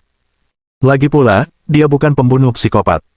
Begitu mereka melarikan diri, Ye Xuan tersenyum dan mengaktifkan kekuatan ilahi Phoenix berapi-apinya dan mengejar harta surgawi abadi. Saat itu, Yanran baru saja lolos dari kepungannya sendiri. Saat ia hendak mengejarnya juga, ia melihat seseorang telah memimpin. Ketika ia menyadari bahwa Ye Xuan yang mendapatkannya, ia merasa bimbang. Ia sungguh senang Ye Xuan lah yang akan mendapatkannya, tetapi ia juga benar-benar menginginkannya. Namun, ia memutuskan untuk tidak melawannya. Setelah mendesah dalam hati, Yanran mengurungkan niatnya untuk mendapatkan harta surgawi abadi. Lagi pula, ia sudah mendapatkan banyak harta dalam perjalanan ini, jadi ia seharusnya merasa puas. Selain itu, dia telah menemukan harta karun yang sangat istimewa, yaitu pacarnya. Memikirkan hal ini, Yanran kembali tersenyum cerah. Mendongak, ia mengamatinya dengan saksama. Melayang di langit sambil memegang pedang langit awan, Ye Xuan tampak seperti seorang kultivator pedang yang tak tertandingi. Setelah melihat apa yang terjadi pada kultivator lain, tak seorang pun berani memprovokasi atau menyinggungnya. Meskipun Ye Xuan telah memiliki harta surgawi abadi, tak seorang pun berani bergerak. Mereka tidak ditakdirkan untuk memiliki harta itu. Ayo pergi. Setelah beberapa saat, sebagian besar penonton pergi, karena mereka juga takut terjebak dalam situasi mendadak. Jika ada yang melakukan tindakan bodoh, mereka mungkin akan terlibat secara tidak sengaja. Segera, hanya Yesuan, Yanran, dan mereka yang tidak memprovokasi Yesuan, seperti Mo Yunhai, yang tersisa. Mo Yunhai mengelus jenggot putihnya yang panjang dan berkata kepada Yesuan sambil menangkupkan kedua tangannya, "Selamat, adik Ye. Kau berhasil mengalahkan begitu banyak lawan sendirian, dan bahkan merebut harta surgawi abadi. Setelah menyaksikan perjuanganmu hari ini, akhirnya aku mengerti betapa jeniusnya seorang jenius yang tak tertandingi. Aku sungguh terkesan padamu." Mendengar sanjungannya, Yesuan tetap tenang saat dia perlahan terbang ke sisi Yanran. Melihat pria yang berdiri di sampingnya, mata Yanran berbinar. Tindakan Yesuan barusan terlalu menarik perhatian. Pacarnya sungguh terlalu kuat. Setelah secara tidak sengaja melirik harta surgawi abadi di tangan Yesuan, Yanran masih mengucapkan selamat kepadanya dengan senyuman di wajahnya. "Kakak senior, aku benar-benar harus mengucapkan selamat kepadamu sebelumnya. Dengan harta surgawi abadi ini, menerobos ke alam kuno seharusnya mudah, kan?" Namun, pada saat ini, Yesuan menatap Yanran dengan penuh kasih sayang, melirik harta surgawi abadi di tangannya, dan berkata setelah berpikir sejenak, "Ran kecil, kamu seharusnya menjadi orang yang menggunakan ini." Mendesis. Setelah mendengar kata-kata Yesuan, semua orang yang hadir terkesiap. Apakah aku salah dengar? Yesuan benar-benar memberikan harta surgawi abadi. Mo Yunhai dan yang lainnya langsung terkejut. Mereka semua mengira mereka berhalusinasi. Ini adalah harta surgawi yang abadi. Bagaimana anak kecil ini bisa memberikannya tanpa berkedip? Apakah dia tidak tahu betapa berharganya itu? Itu akan memungkinkan hampir semua ahli alam tertinggi untuk menerobos ke alam kuno. Apa dia rela menyerahkan segalanya hanya karena dia pacarnya? Nggak perlu sampai sejauh ini, kan? Yang paling tersentuh adalah Yanran sendiri. Saat itu, ia benar-benar tercengang. Bab 552 resmi bersama. Yesuan benar-benar ingin memberinya harta surgawi abadi. Dia sama sekali tidak mengerti. Dia sudah berusaha keras untuk mendapatkannya, tapi malah memberikannya padanya. Dia menatapnya dengan penuh tanya. Kali ini, semua yang terjadi di makam kuno ini telah melampaui harapannya. Yanran sudah mulai tergagap. Melihat tatapan lembut Yesuan, ia tak bisa berkata apa-apa. Namun, ketika pandangannya beralih pada harta surgawi abadi di tangannya, dia tidak sanggup menerimanya. Lagi pula, Yesuan telah memberinya banyak harta, dan dia benar-benar tidak sanggup lagi untuk terus menerimanya. Dia tidak hanya peduli pada dirinya sendiri. Bagaimana mungkin dia membiarkan Yesuan memberinya sesuatu tanpa imbalan apapun setiap saat? Lagi pula, cinta seharusnya saling menguntungkan dan setara, bukan? Memikirkan hal ini, Yanran memiringkan kepalanya dan berkata, "Aku tidak bisa menerimanya." Ya ampun, apa mereka berdua aneh. Yang satu berebut mau ngasih, yang satu lagi nggak terima. Para penonton yang belum pergi benar-benar tercengang. Bisakah mereka berhenti menggoda mereka? Jika mereka berdua tidak menginginkannya, mengapa tidak memberikannya saja? Apa yang mereka coba tarik ke sini? Mendengar jawaban Yanran, Yesuan juga sedikit terkejut, tetapi ia tahu bahwa keputusan Yanran didasarkan pada perasaannya terhadapnya. Tampaknya ia telah membuat kemajuan pesat dalam hal memperkuat hubungan mereka. Ini sungguh bagus. Yesuan menatap Yanran dengan lembut dan berkata, "Ran kecil, aku sudah memberitahumu bahwa tidak ada harta di dunia ini yang dapat dibandingkan denganmu. Meskipun harta surgawi abadi ini memang cukup langka, dibandingkan denganmu, itu tidak ada apa-apanya. Terima saja." Mendengar ini, Yanran kembali tersipu. Bisakah dia berhenti mengatakan hal-hal menyedihkan seperti itu? Sungguh sulit untuk menolaknya seperti ini. Yanran perlahan berbalik dan menatap lurus ke mata Yesuan. Apakah dia sungguh-sungguh bersungguh-sungguh dengan ucapannya? Apakah dia benar-benar berniat memberinya harta yang begitu berharga? Yesuan menyerang selagi besi masih panas dan berkata, "Mungkin kamu belum menyadarinya, tapi kamu telah menjadi mercusuar cahaya dalam hidupku, masa depanku, dan harapanku. Aku merasakan sesuatu yang istimewa sejak pertama kali bertemu denganmu, aku." Setelah mendengar kata-kata Yesuan, Yanran tidak dapat menahannya lagi dan dengan cepat memotongnya. "Berhenti, aku akan mengambilnya, oke." Bagaimana mungkin dia mengatakan hal seperti itu di depan umum? Meskipun sangat manis, itu terlalu memalukan. Sekarang setelah dia memikirkannya, sungguh merupakan berkah yang luar biasa bahwa dia bisa bertemu Yesuan di sini. Ia menatap Yesuan dengan wajah lembut dan berkata dengan suara lembut, "Aku mengerti niatmu. Aku akan menerima harta surgawi abadi ini."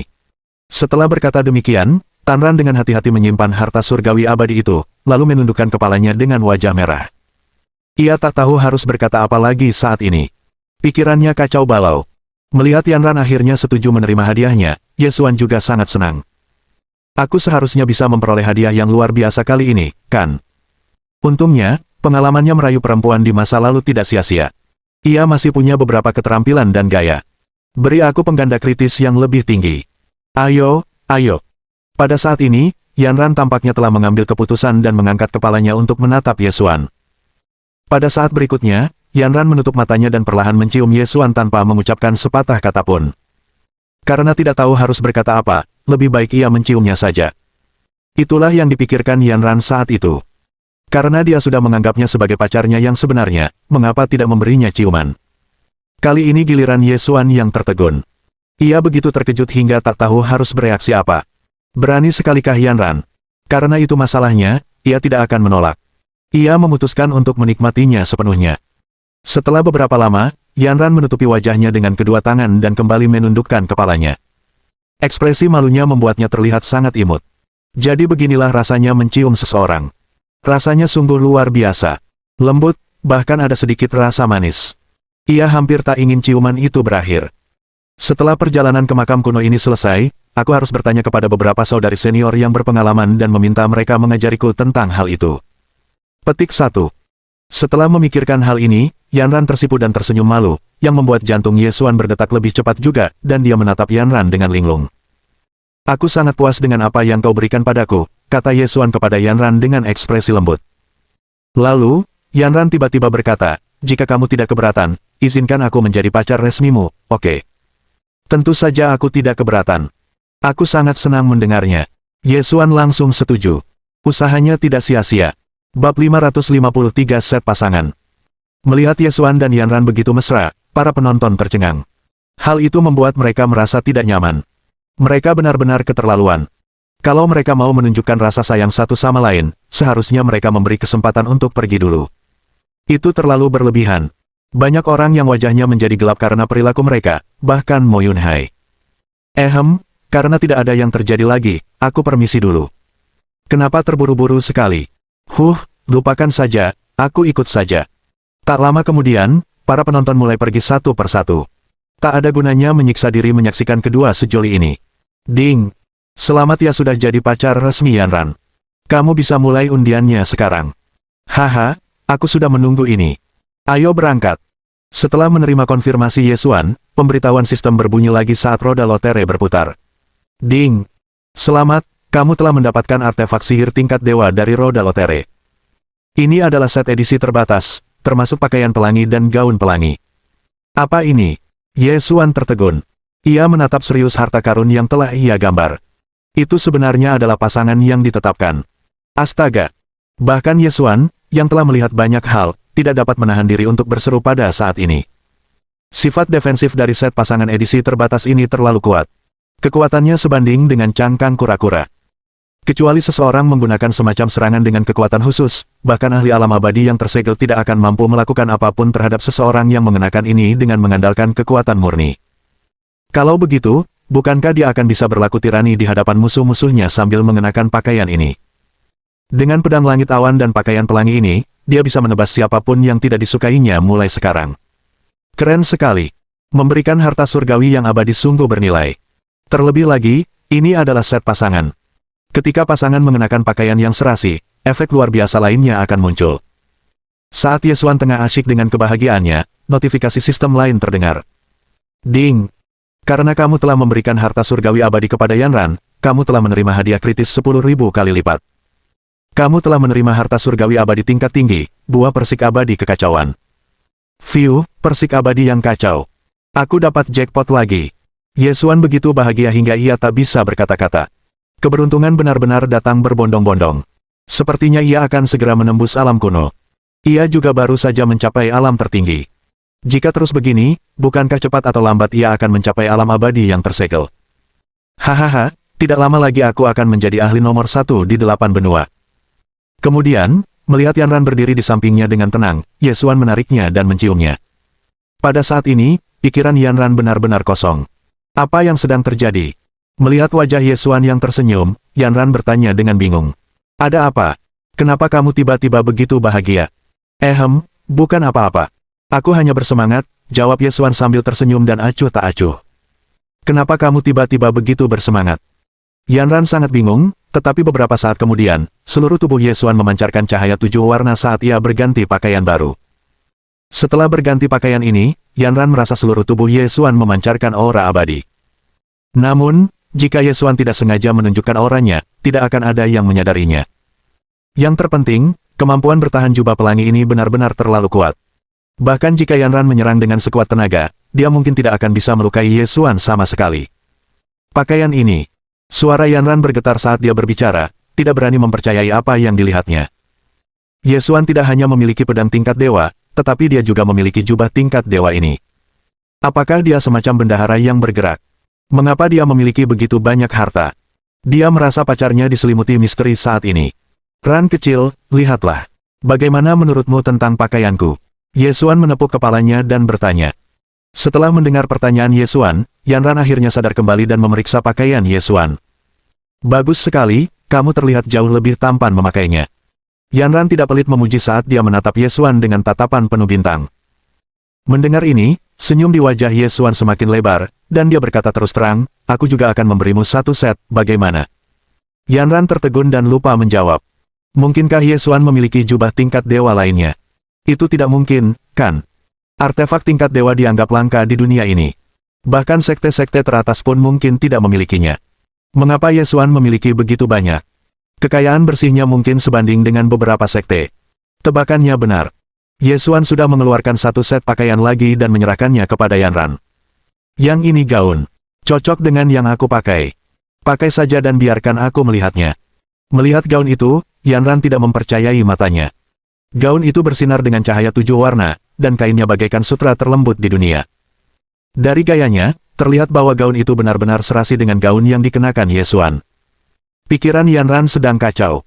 Ia sudah menghadiahinya ciuman setelah menerima harta surgawi abadi. Apa yang harus ia berikan setelah menerima gaun ini? Bab 554 Perpisahan. Jika dia menerima gaun ini, apakah dia harus menyerahkan dirinya kepada Yesuan? Saat memikirkan hal ini, seluruh tubuh Yanran mulai menggigil, tetapi dia tetap ingin memakainya dan mencobanya. Adapun cara memberi hadiah pada Yesuan, dia akan memikirkannya nanti. Setelah menerima gaun warna-warni dari Yesuan, tubuhnya juga melepaskan cahaya 7 warna yang sama, dan dia tampak secantik bidadari yang turun ke dunia. Ia memutarnya pelan, mengguncang dunia Yesuan. Tatapannya terpaku padanya, enggan berpaling sedetik pun. Pada saat ini, Yanran begitu cantik dan mempesona. Luar biasa. Ini sungguh luar biasa. Sekalipun Yesuan telah melihat banyak wanita cantik, dia harus mengatakan bahwa Yanran adalah satu-satunya yang mampu membuatnya kehilangan dirinya seperti ini. Tidak, tunggu, mungkin itu tidak benar. Lagi pula, Yuelun juga seperti itu, tetapi keduanya memberi Yesuan perasaan yang berbeda. Pada saat ini, bahkan Yanran sendiri sangat terkejut.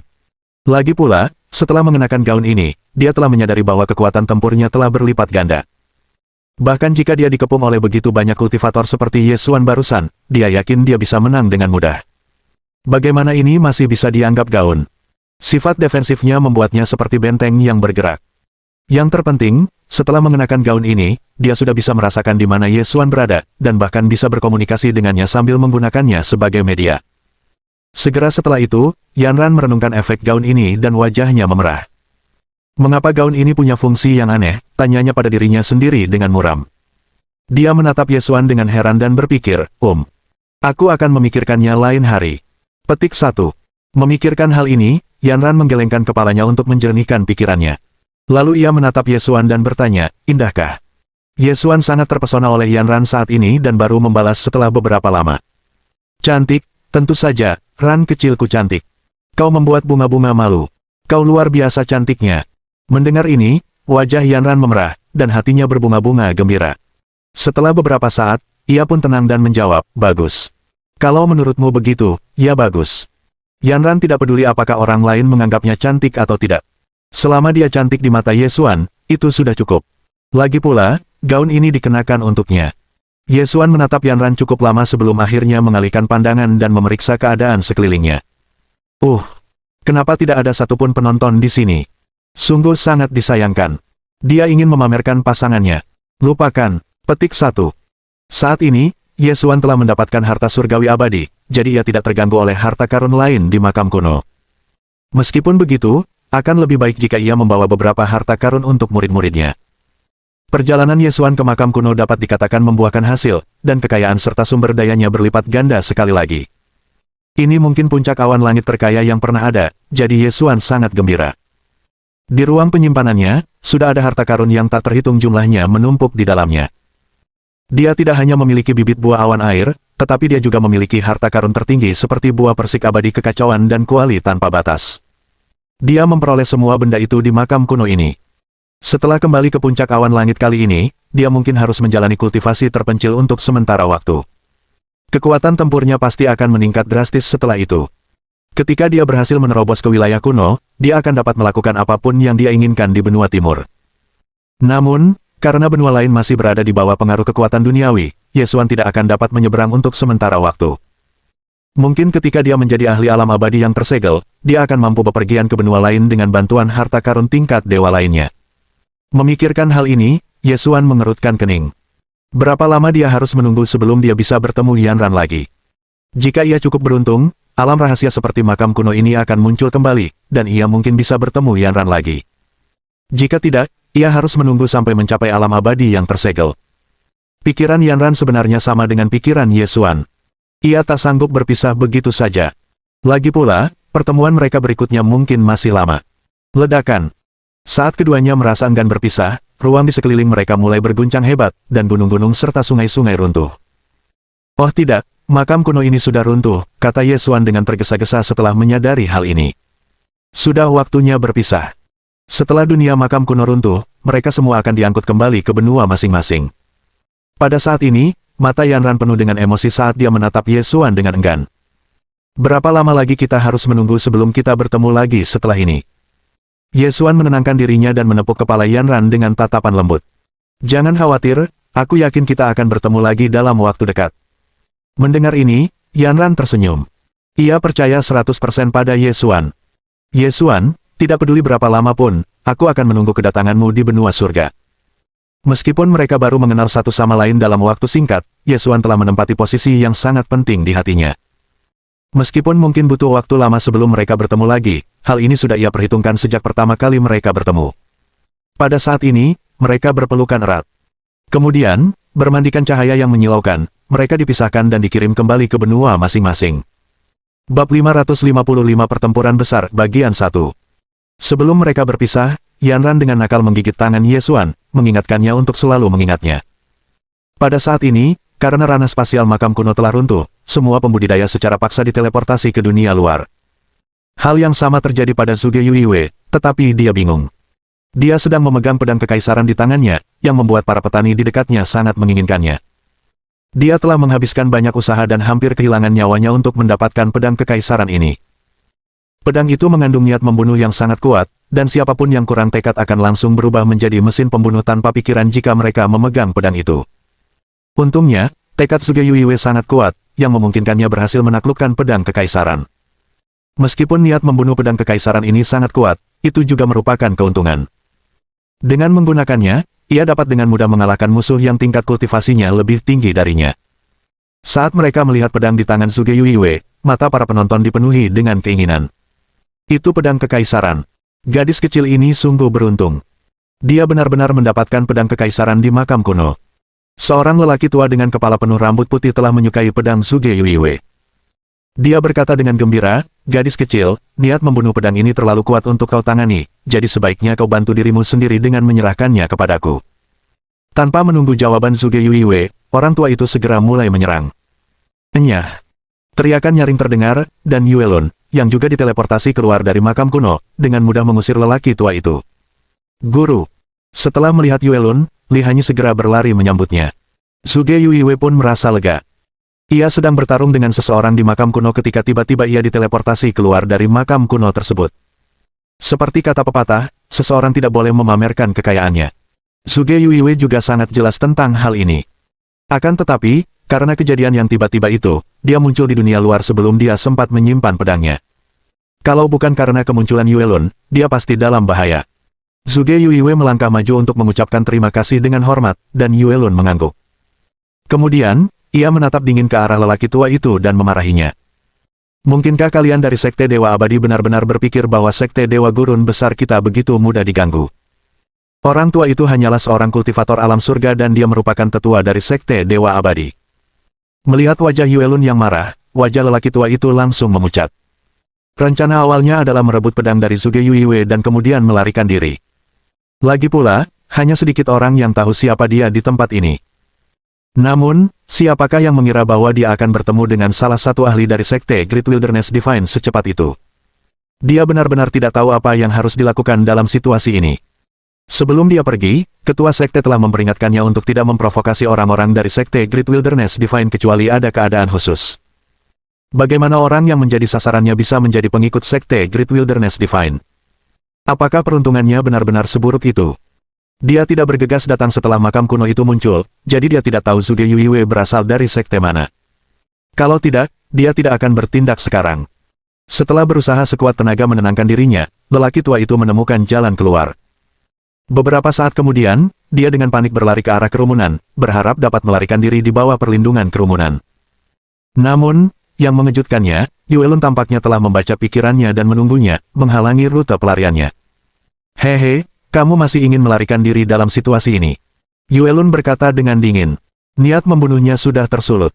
Sekte Dewa Abadi dan Sekte Dewa Gurun Raya telah berselisih cukup lama, terutama setelah Yesuan membunuh salah satu tetua mereka.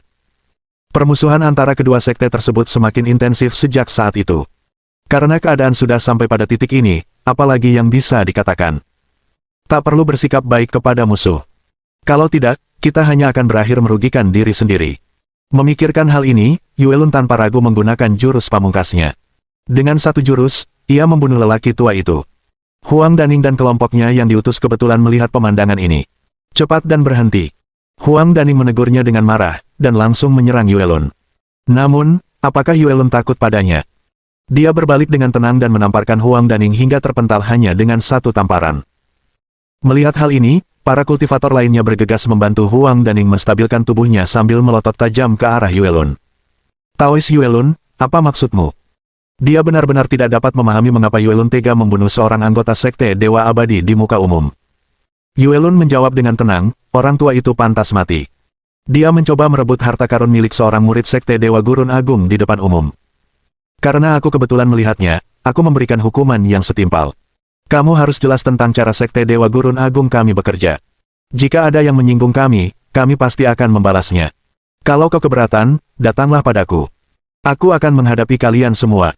Mendengar ini, Huang Daning dan yang lainnya tercengang. Mereka tidak tahu harus berkata apa.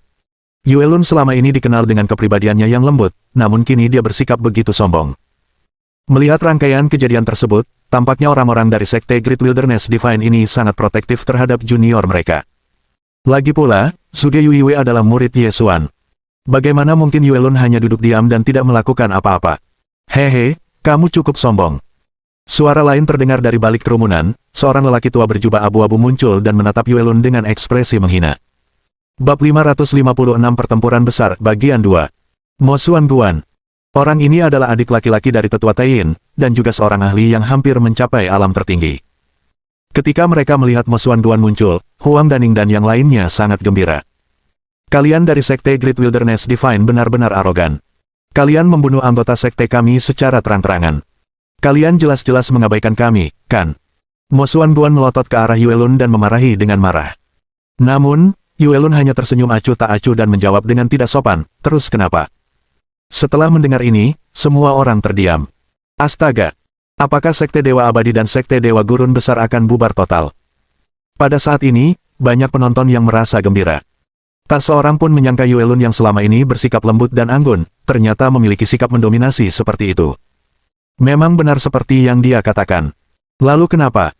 Dalam beberapa ronde pertarungan pertama antara Sekte Great Wilderness Divine dan Sekte Immortal Divine, sekte yang terakhir telah kehilangan semuanya. Kurang ajar. Mo Xuanguan sangat marah. Meskipun Yuelun hanya mengucapkan dua kata, jelas terlihat bahwa dia meremehkan Sekte Dewa Abadi. Jika dia menoleransi hal ini, semua orang akan memperlakukan Sekte Dewa Abadi sebagai lelucon di masa mendatang.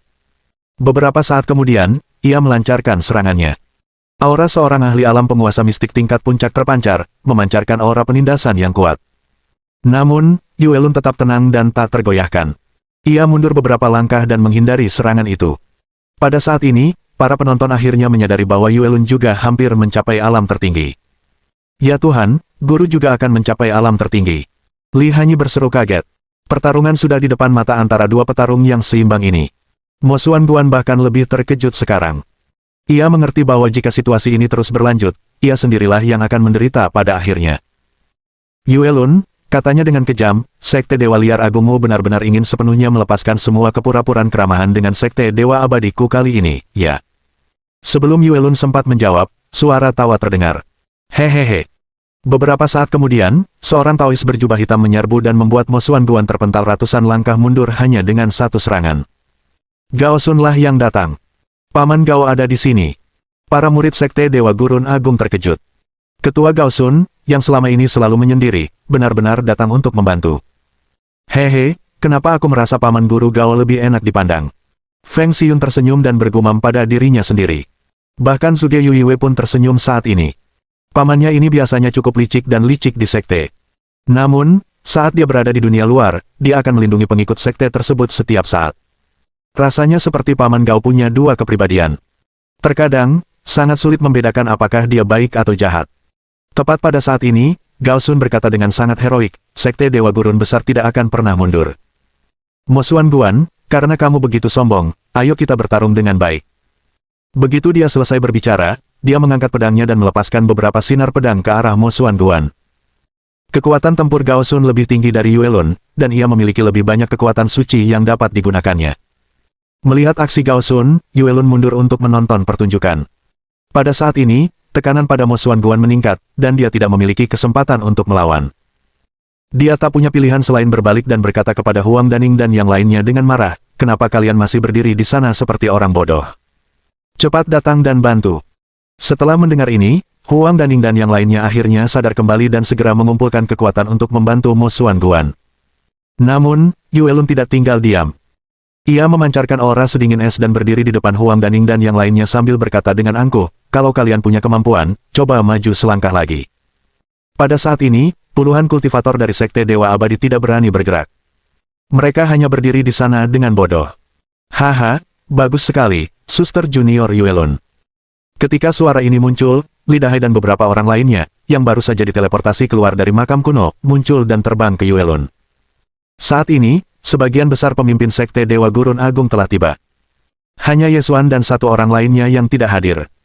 Yuelun berbalik untuk melihat kakak-kakak seniornya dan menyadari bahwa mereka semua telah mencapai puncak alam penguasa mistik. Meski dia terkejut, ekspresinya juga penuh kegembiraan. Li Dahai berjalan ke depan dengan arogan dan berkata dengan kepala tegak, kau pikir kau bisa memprovokasi orang-orang Sekte Dewa Gurun Besar sesukamu. Mengingat kesombonganmu, aku harus memberimu pelajaran berharga hari ini. Saat dia berbicara, sebuah tombak panjang muncul di tangannya, dan dia cepat-cepat mengarahkan tembakan dan melemparkannya ke Mo Xuanguan. Li Dahai jelas orang yang kejam.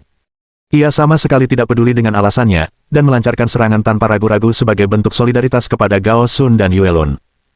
Setelah pertempuran hari ini, orang-orang sepertinya teringat kembali saat Ketua Tian Xuan masih hidup. Saat itu, Sekte Dewa Gurun Agung adalah eksistensi yang tak seorang pun berani memprovokasinya. Lagi pula, Ketua Tian Xuan adalah ahli alam tertinggi tingkat puncak. Siapa yang berani memprovokasinya? Pada saat ini, setelah rentetan serangan Li Dahai, orang-orang dari Sekte Dewa Abadi melarikan diri. Mereka telah menderita banyak korban. Melihat ini, Mo Xuanguan murka dan berkata dengan galak, jangan hanya berdiri di sana seperti orang bodoh.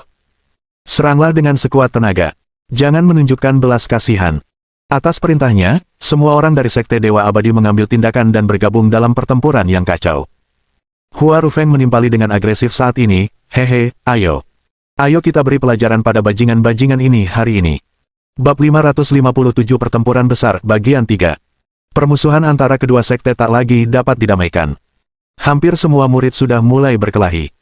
Menyaksikan pertarungan antara dua sekte tersebut, para penonton di dekatnya secara sadar mundur ke kejauhan untuk menghindari terjebak dalam baku tembak. Suge Yuiwe memegang pedangnya.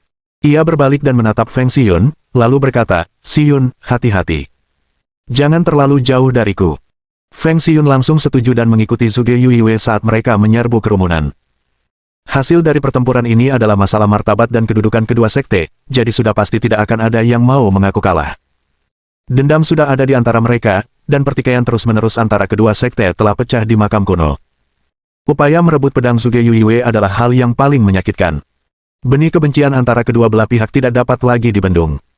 Meskipun pertempuran baru saja dimulai, Sekte Great Wilderness Divine telah berhasil memukul mundur Sekte Immortal Divine. Lagi pula, Sekte Dewa Belantara Besar memiliki beberapa ahli alam penguasa mistik tingkat puncak, dan bahkan murid-murid terbaik mereka lebih kuat daripada murid-murid dari pihak lain. Karena itu, Sekte Dewa Abadi berada di pihak yang kalah.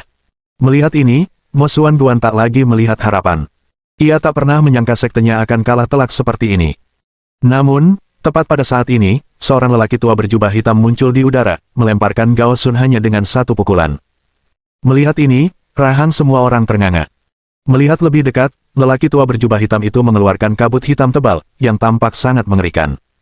Itu sebenarnya Penatua Taiyin. Wajah Yuelun memucat, dan wajahnya dipenuhi ketidakpercayaan. Bukankah Penatua Taiyin sudah mati?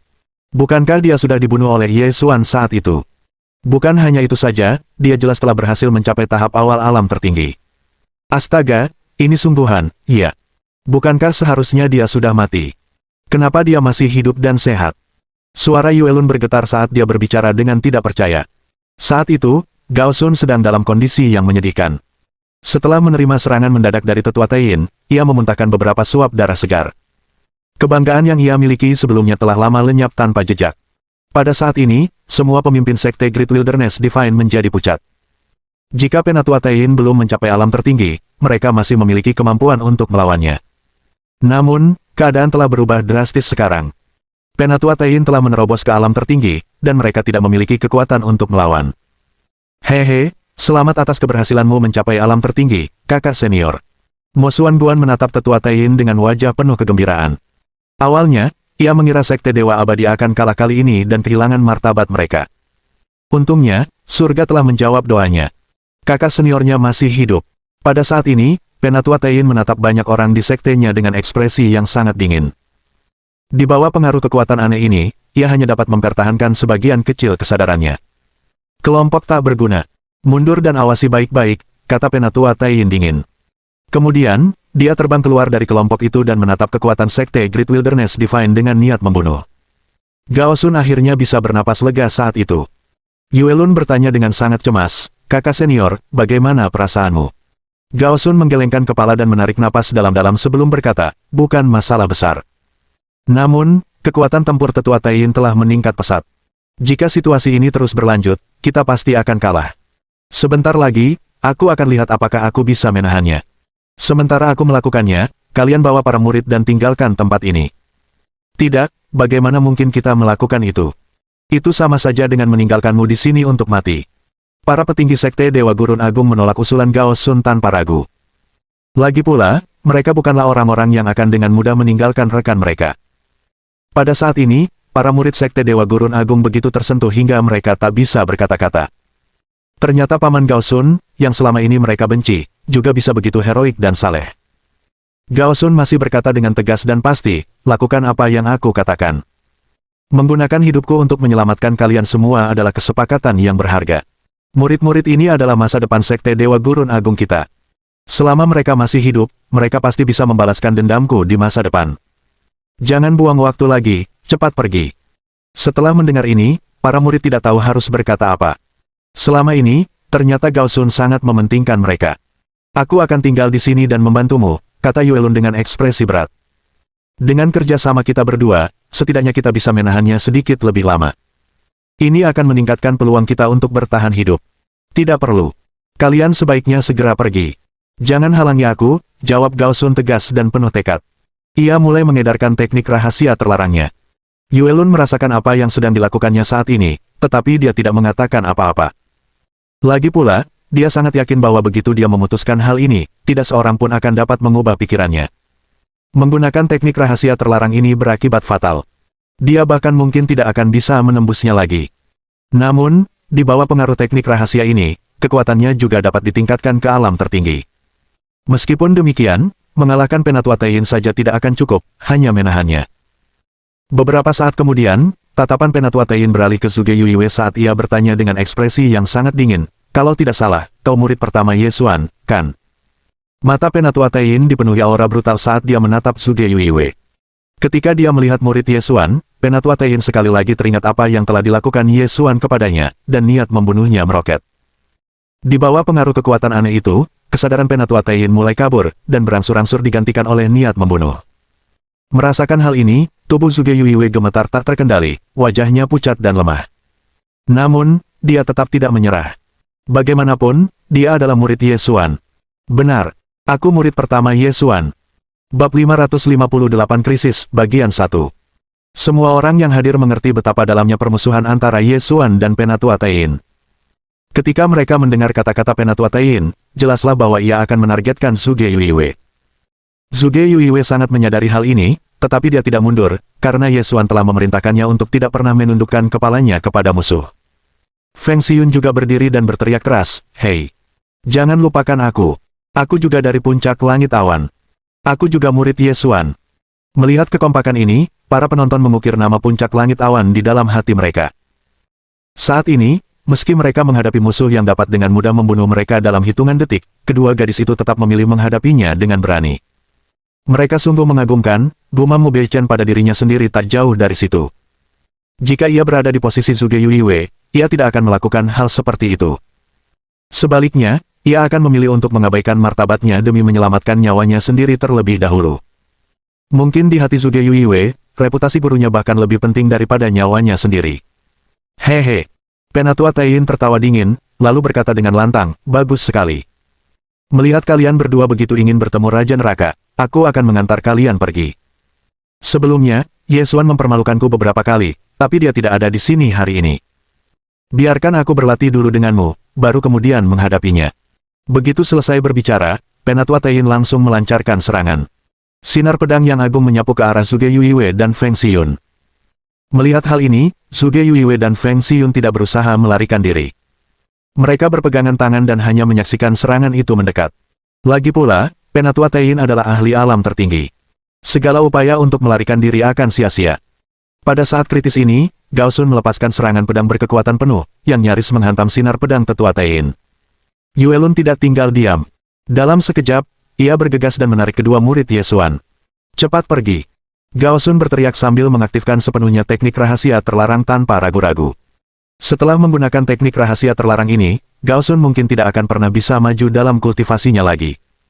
Terlebih lagi, musuhnya saat ini adalah Tetua Taiyin, seorang ahli alam tertinggi sejati. Bahkan dengan menggunakan teknik terlarang ini, ia kemungkinan besar akan mati. Meski begitu, ia tetap memilih untuk maju dan mengulur waktu bagi para pengikutnya. Melihat pemandangan ini, para kultivator dari Sekte Dewa Gurun Agung meneteskan air mata. Dia jelas rela berkorban demi mereka. "Paman bela diri Gao!" Hua Rufeng berteriak. Ia merasa sangat tidak berdaya saat ini. Sebagai salah satu murid pertama Sekte Great Wilderness Divine, dia sangat akrab dengan Gao Sun. Namun, hari ini, dia merasa pemahamannya tentang Gao Sun benar-benar tidak memadai. Meninggalkan. Ketika Gao Sun berteriak lagi, semua murid tidak ragu-ragu dan segera berbalik untuk pergi. Namun, bagaimana mungkin Mo Xuan Guan membiarkan orang-orang ini melarikan diri? Di awal pertempuran, para kultivator dari Sekte Dewa Gurun Agung telah membunuh banyak murid sektenya. Sekaranglah saat terbaik untuk membalas dendam. Serang. Halangi mereka dan jangan biarkan mereka kabur. Kalian semua. Tidak peduli dari sekte mana kalian berasal, selama kalian ikut campur dalam urusan kedua sekte kita, kalian akan menjadi musuh Sekte Dewa Abadi. Mo Xuan Guan berteriak dengan agresif dan segera melancarkan serangan. Ia juga mengincar Hua Rufeng. Apa gunanya membunuh murid biasa? Hanya dengan membunuh para jenius sekte, dia akan merasakan pencapaian yang lebih besar. Pada saat berikutnya, serangan tajam dilancarkan ke Hua Rufeng. Di saat kritis, Yue Lun bergegas maju dan membantu Hua Rufeng menangkis serangan itu. Kemudian, ia memandang Li Dahai dari kejauhan dan berkata, "Bawa murid-murid ini dan pergi dulu." Li Dahai merasa tak berdaya mendengar hal itu. Namun, ia juga mengerti bahwa sekarang bukan saatnya untuk berdebat. Bagaimanapun, keselamatan para murid adalah yang terpenting. "Ayo pergi. Kita bawa murid-murid biasa dan pergi." Li Dahai menatap para pemimpin lainnya dan berteriak. Kemudian, ia mengangkat tombaknya dan menerobos keluar, mencoba menutupi rute pelarian para murid. Di sisi lain, Zhuge Yuiwei dan Feng Xiyun merasa seolah-olah baru saja bersinggungan dengan Dewa Kematian. Mereka belum pulih dari keterkejutan mereka. Kondisi mental Zhuge Yuiwei masih relatif baik. Hanya butuh beberapa saat baginya untuk pulih. Ia buru-buru menarik Feng Xiyun dan berkata, "Adik junior, cepatlah pergi bersamaku." Begitu selesai berbicara, Zhuge Yuiwei langsung melancarkan serangan. Ia membawa adik perempuannya dan pergi bersama murid-murid lainnya. Namun, karena mereka adalah murid Ye Xuan, kemanapun mereka melarikan diri, mereka akan diawasi ketat oleh orang-orang dari Sekte Dewa Abadi. Tidak ada cara bagi mereka untuk bersembunyi. "Hentikan mereka!" Huang Daning berteriak dengan agresif. Mereka hanya bisa menyalahkan diri sendiri karena menjadi murid Ye Xuan. Hari ini, mereka harus menjadi yang pertama dibunuh. "Sialan! Berapapun jumlah orangnya, lihat saja aku menghajar kalian semua hari ini," kata Yuelun dengan nada angkuh. Ia melancarkan serangan dan langsung memaksa Huang Daning dan yang lainnya mundur. Ia tampak seperti seorang pahlawan wanita. Berkat dia, hampir semua tetua Sekte Dewa Abadi terhalang, jadi mereka tidak punya cara untuk mengejar Zhuge Yuiwei dan Feng Xiyun. Melihat ini, Mo Xuan Guan sangat marah. "Penyihir sialan! Ayo kita serang dan bunuh dia bersama-sama." Pertempuran dimulai lagi, dan darah mengotori tanah. "Haha, Gao Sun, kau benar-benar menipu dirimu sendiri dengan berpikir bahwa kau bisa menghentikanku." Penatua Taiyin tertawa terbahak-bahak, nadanya penuh dengan penghinaan. Kabut hitam pekat keluar dari tubuhnya, dan kekuatan aneh itu terus-menerus menyerang kesadarannya, membuatnya semakin gila dan haus darah. Bab 559 Krisis, Bagian 2. Melihat ini, Gao Sun menegaskan bahwa ia bukan tandingan tetua Taiyin. Jika ia terus bertahan, satu-satunya hasilnya adalah kematian. Namun, apa yang bisa dia lakukan? Ye Xuan masih belum muncul. Sebagai seorang kultivator alam penguasa mistik tingkat puncak, dan salah satu pemimpin sekte, sudah menjadi tugasnya untuk maju dan memberi waktu bagi para pengikutnya untuk melarikan diri. Penatua Taiyin menatap Gao Sun dengan wajah penuh ejekan. "Apakah kau benar-benar berpikir seekor semut sepertimu bisa menghentikanku? Hehe, terus kenapa kalau aku semut? Aku masih blokir kamu, kan?" Gao Sun membalas dengan sangat mendominasi dan segera mengaktifkan teknik rahasia terlarangnya sekali lagi. Pada saat ini, dia merasakan gelombang kekuatan yang kuat mengalir melalui tubuhnya, mendorongnya ke alam tertinggi. Kerumunan itu langsung berseru kaget. "Astaga! Gao Sun benar-benar mencapai alam tertinggi juga. Apakah ini asli atau palsu?" Tak seorang pun bisa mempercayai matanya. Apakah ia berhasil menembus situasi kritis ini? Mungkin hanya Mo Beichen, yang akrab dengan teknik rahasia terlarang, yang tahu apa yang sedang terjadi. Demi meningkatkan level kultivasinya, Gao Sun telah membayar harga yang sangat mahal. Entah menang atau kalah, ia bahkan mungkin mati karena teknik rahasia terlarang itu. Gao Sun. Setelah merasakan peningkatan level kultivasi Gao Sun, Lidahai berteriak histeris. Pada saat ini, ia merasa sangat marah. Tombak panjang di tangannya langsung menusuk tubuh seorang kultivator kuil awet muda, lalu ia meraung lagi. "Semuanya, keluar dari sini. Pamanmu Gao mempertaruhkan nyawanya untuk menyelamatkan kalian. Dia juga sangat jelas tentang efek dari teknik rahasia terlarang ini. Karena itu, dia marah, tetapi tidak berdaya." Penatua Taiyin masih menatap Gao Sun dengan tatapan membunuh. Melihat kekuatan Gao Sun yang perlahan meningkat, ia mengerutkan kening dengan kejam. "Hehe, kamu begitu ingin mati." Dia benar-benar telah mencapai alam tertinggi, sementara Gao Sun hanya meminjam kekuatan untuk mencapainya sementara. Hasil pertempuran ini sudah ditentukan. "Hehe, aku ingin melihat seberapa lama kamu bisa bertahan." Penatua Taiyin langsung melancarkan serangan. Energi pertempurannya yang dahsyat mengguncang sekeliling. Pada saat ini, para penonton yang menonton dari kejauhan menjadi panik, dan mundur lebih jauh untuk menghindari terperangkap dalam pertempuran. Melihat serangan tetua Taiyin, Gao Sun tidak mundur, dan segera menghunus pedangnya untuk menangkisnya. Ledakan. Gao Sun terpaksa mundur sambil memuntahkan beberapa suap darah. Pertempuran baru saja dimulai, tetapi ia sudah menderita luka parah. Penatua Taiyin tidak berniat membiarkan Gao Sun pulih, dan segera memanfaatkan keunggulannya, melancarkan serangkaian serangan ganas. Kesenjangan kultivasi di antara mereka, ditambah dengan peningkatan kekuatan aneh, menyebabkan Gao Sun hanya bisa bertahan secara pasif. Sudah berakhir. Kalau terus begini, aku khawatir kakak senior Gao tidak akan sanggup bertahan. Setelah memperhatikan situasi Gao Sun, Lidahai merasa cemas. Namun, apa yang dapat dia lakukan sekarang? Dia tetap harus melindungi murid-murid sekte. Kalaupun tidak, memihak Gao Sun untuk membantu hanya akan memperburuk keadaan. Kekurangan kekuatannya hanya akan mempersulit Gao Sun. Situasi Yuelun sama mendesaknya. Ia dikelilingi oleh banyak tetua dari Sekte Dewa Abadi, dan dengan cepat kehabisan kekuatan spiritual. Jika itu terjadi, ia mungkin tak akan mampu bertahan lagi. Pada saat ini, kekalahan Sekte Dewa Gurun Agung tampaknya sudah di ambang pintu. Hanya beberapa murid yang beruntung berhasil lolos. Sisanya belum berhasil keluar dari kepungan. Jika situasi ini terus berlanjut, hanya kematian yang menanti mereka. Pada saat ini, ekspresi Li Dahai sangat muram. Ia menyaksikan tanpa daya banyak murid berjatuhan di hadapannya. Ia merasa sangat tak berdaya, tetapi segera mengeluarkan jimat komunikasi dan mencubitnya. Faktanya, setiap kepala sekte Great Wilderness Divine memiliki jimat komunikasi ini, tetapi hanya bisa digunakan dalam keadaan darurat. Situasinya sudah sedemikian kritis, jadi dia tidak ragu lagi dan mengirimkan permintaan bantuan. Pada saat ini, Ao Lei, yang masih berada di sekte Dewa Gurun Agung, tiba-tiba memancarkan aura yang kuat. Wajahnya dipenuhi amarah dan niat membunuh. Sekte Dewa Abadi Sialan itu berani macam-macam dengan sekte kita. Mereka sedang mencari mati. Setelah mengatakan ini, Ao Lei langsung mengumpulkan ratusan kultivator dan terbang ke arah pintu masuk makam kuno. Pada saat ini, para kultivator sekte Great Wilderness Divine bergegas keluar dengan kekuatan penuh untuk membantu secepat mungkin. Di sisi lain, setelah mengetahui bahwa Li Dahai telah mengirim berita kembali ke sekte Great Wilderness Divine, sekte Immortal Divine juga mengirim berita kembali ke sekte tersebut dan meminta bantuan. Pertempuran hari ini pasti akan mengakibatkan kehancuran salah satu sekte mereka. Bunuh! Bunuh mereka semua! Li Dahai tak peduli saat ini. Ia mengambil tombaknya dan menyerbu ke depan, mengabaikan segalanya. Ia memancarkan aura seorang pejuang yang memulai jalan tanpa jalan kembali. Lu Xiu berteriak dengan nada mendominasi, "Hehe, kakak senior Li sangat berani. Sudah lama sekali kita tak berjuang berdampingan. Ayo kita bertarung dengan baik hari ini. Bunuh!" Begitu dia selesai berbicara, Lu Xiu langsung melancarkan serangan kuat dan membunuh beberapa kultivator sekte Dewa Abadi. Di pihak Zhuge Yuiwei, setelah bertukar pandang dengan Feng Xiyun, jelas bahwa mereka berdua juga telah membulatkan tekad. Pertempuran ini adalah masalah hidup dan mati bagi sekte tersebut. Mereka tak mungkin bisa bersembunyi dan melarikan diri. Bab 560 Kematian Gao Sun. Zhuge Yuiwei menggenggam pedang kekaisaran erat-erat dan menyerbu ke arah sekelompok pengikut sekte Dewa Abadi untuk membunuh mereka. Gaunnya yang awalnya putih dan sempurna kini ternoda darah dan situasi antara kedua sekte memasuki jalan buntu. Namun, jika Gao Sun tidak dapat mengalahkan Tetua Taiyin, keseimbangan yang rapuh ini akan segera berakhir, dan sekte Great Wilderness Divine akan kembali berada dalam bahaya. Pada saat ini, melihat tidak ada satupun murid sekte Dewa Gurun Agung yang menahan diri, Gao Sun pun tertawa terbahak-bahak. Tawanya diwarnai kesedihan. "Penatua Taiyin, bahkan jika aku tidak bisa bertahan dalam pertempuran hari ini, aku juga tidak akan membiarkanmu pergi dengan mudah."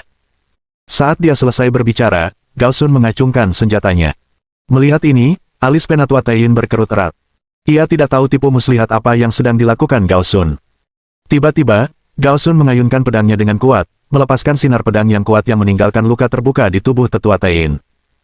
Kemudian, dia segera melancarkan tebasan dahsyat, memotong tangan kiri Tetua Taiyin.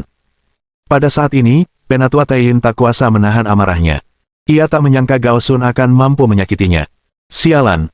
Aku akan menyiksamu sampai mati." Ia berteriak sambil menumbuhkan kembali tangan kirinya. Setelah itu, ia berteleportasi di depan Gao Sun dan menendangnya hingga jatuh. Gao Sun tidak tinggal diam, dan berusaha sekuat tenaga untuk melawan. Namun, kesenjangan kekuatannya terlalu besar, dan usahanya sia-sia. Penatua Taiyin bahkan tidak menggunakan senjatanya, dan hanya menusukkan tangannya ke perut Gao Sun secara brutal. Sambil menahan rasa sakit yang amat sangat, Gao Sun terus-menerus mengayunkan pedangnya ke arah Tetua Taiyin, meninggalkan beberapa luka yang begitu dalam hingga tulang-tulangnya pun dapat terlihat. Akan tetapi, hal ini justru membuat Tetua Taiyin semakin marah, yang mengabaikan serangannya dan terus-menerus menusukkan tangannya ke tubuh Gao Sun. Meskipun melihat Gao Sun di ambang kematian, Penatua Taiyin masih belum puas. Ia mengangkat tangannya lagi dan dengan kejam menusukkannya ke jantung Gao Sun. Pada saat ini, mata Gao Sun perlahan-lahan kehilangan cahayanya, dan vitalitasnya mulai memudar. Merasakan hal itu, semua kultivator sekte Great Wilderness Divine menatapnya dengan sedih. "Kakak Gao, paman bela diri Gao." Suara-suara terdengar satu demi satu, dan wajah Yuelun sudah dipenuhi air mata.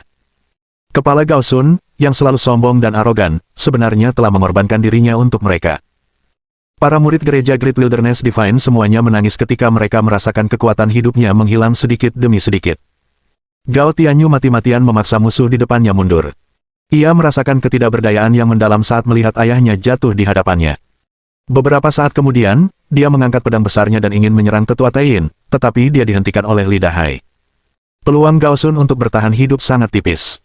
Ia tidak bisa membiarkan putra Gao Sun kehilangan nyawanya dengan sia-sia. "Hehe, siapa di antara kalian yang ingin mencoba menghentikanku selanjutnya? Ayo!" Setelah dengan kejam memberikan pukulan mematikan pada Gao Sun, Penatua Taiyin tertawa terbahak-bahak. Pikirannya telah terkikis oleh kekuatan aneh itu, mengubahnya menjadi orang jahat dan kejam. Tanpa Gao Sun di dekatnya untuk menghentikannya, tidak seorang pun dari mereka yang mampu menahannya. Pada saat ini, Penatua Taiyin mengalihkan pandangannya ke arah Suge Yuiwe dan Feng Xiun. Merasakan niat membunuh yang kuat, wajah Suge Yuiwe langsung memucat. Dia tahu betul bahwa dia mungkin akan mati di tangan Tetua Taiyin. Meski begitu, ia tetap teguh dan berani, terus menyerang para kultivator Sekte Dewa Abadi. Ia ingin menyeret sebanyak mungkin dari mereka ke liang kubur. Dia benar-benar tidak menyangka bahwa Paman Guru Gao, yang selalu mempersulit mereka di masa lalu, benar-benar akan mengorbankan dirinya secara heroik untuk menyelamatkan mereka. Karena dia tidak dapat membalas anugerah penyelamat hidup ini, dia memutuskan bahwa yang terbaik adalah keluar dengan keras. Xiun, apa kamu takut? Suge Yuiwe menatap Feng Xiun dengan tenang dan bertanya. Feng Xiun pun menjawab dengan tenang, aku punya saudari Yue di sisiku, jadi apa yang perlu ditakutkan? Mendengar ini, senyum Suge Yuiwe menjadi sangat cerah. Mereka berdua berjalan keluar dari kerumunan murid sambil bergandengan tangan. Suge Yuiwe sangat menyadari niat Tetua Taiyin untuk membunuh mereka. Bagaimanapun, karena situasinya sudah seperti ini, tidak perlu lagi melarikan diri. Lebih baik maju dan mengalihkan perhatian dari murid-murid lain. Karena Paman bela diri Gao telah mengorbankan nyawanya untuk menyelamatkan para murid, ini adalah cara terbaik untuk menghormati kematiannya. Yuelun sangat cemas ketika melihat Suge Yuiwe dan Feng Xiun berjalan keluar secara terang-terangan. Namun, ia terikat dengan Mo Xuanguan dan para tetua Sekte Dewa Abadi lainnya, jadi ia tidak bisa berbuat apa-apa. Ketika Penatua Taiyin melihat mereka berdua mengambil inisiatif untuk maju, ia berkata dengan kejam, hahaha. Baguslah, kau telah menyelamatkanku dari kesulitan memburumu. Puncak Cloud Sky selalu menjadi duri dalam dagingku, jadi sudah waktunya untuk membalas dendam. Aku akan mulai dengan kalian berdua. Suge Yuiwe tak mau mengaku kalah. Ia berkata tegas, cukup omong kosongmu. Kalau ada yang ingin kau katakan, gunakan tinjumu untuk bicara. Arogan. Penatua Taiyin terbakar amarah. Ia melancarkan serangan tanpa ragu, ingin membunuh Suge Yuiwe dan Feng Xiun. Bagaimana mungkin kedua gadis itu dapat menangkis serangan berkekuatan penuh dari seorang ahli alam tertinggi? Saat ini, hasilnya tampak sudah pasti. Kedua jenius tak tertandingi ini kemungkinan besar akan mati di sini. Pada saat kritis itu, seberkas pedang tajam menyambar dan memaksa Tetua Taiyin mundur. Siapa orang yang berani merusak rencanaku? Saat orang banyak masih terkejut, seorang lelaki tua berjubah putih muncul dari langit. Setelah melihat lelaki tua ini, Yuelun dan yang lainnya menunjukkan ekspresi terkejut sekaligus gembira. Mereka berteriak kaget, Paman Yifeng. Orang yang bergegas menyelamatkan Suge Yuiwe dan yang lainnya adalah tetua agung sebelumnya dari Sekte Great Wilderness Divine, Yifeng, yang berasal dari generasi yang sama dengan ketua Tianxuan. Mohon dukungan dari omom ante-ante sekalian, buat subscribe atau sharekan novel Mimin ke Facebook kalian, agar channel Mimin bisa terus berkembang. Dengan begitu, Mimin bisa lebih semangat untuk up novel seru lain ke depannya. Buat teman-teman yang sudah subscribe dan sharekan novel Mimin, Mimin ucapkan terima kasih sebanyak-banyaknya. Sekiranya teman-teman menghadapi masalah video diputar dalam bahasa Inggris, coba tukar kepada bahasa Indonesia original melalui cara ini. Semasa mendengarkan, pencet tombol setting di atas kanan video, pilih audio track dan tukar bahasa.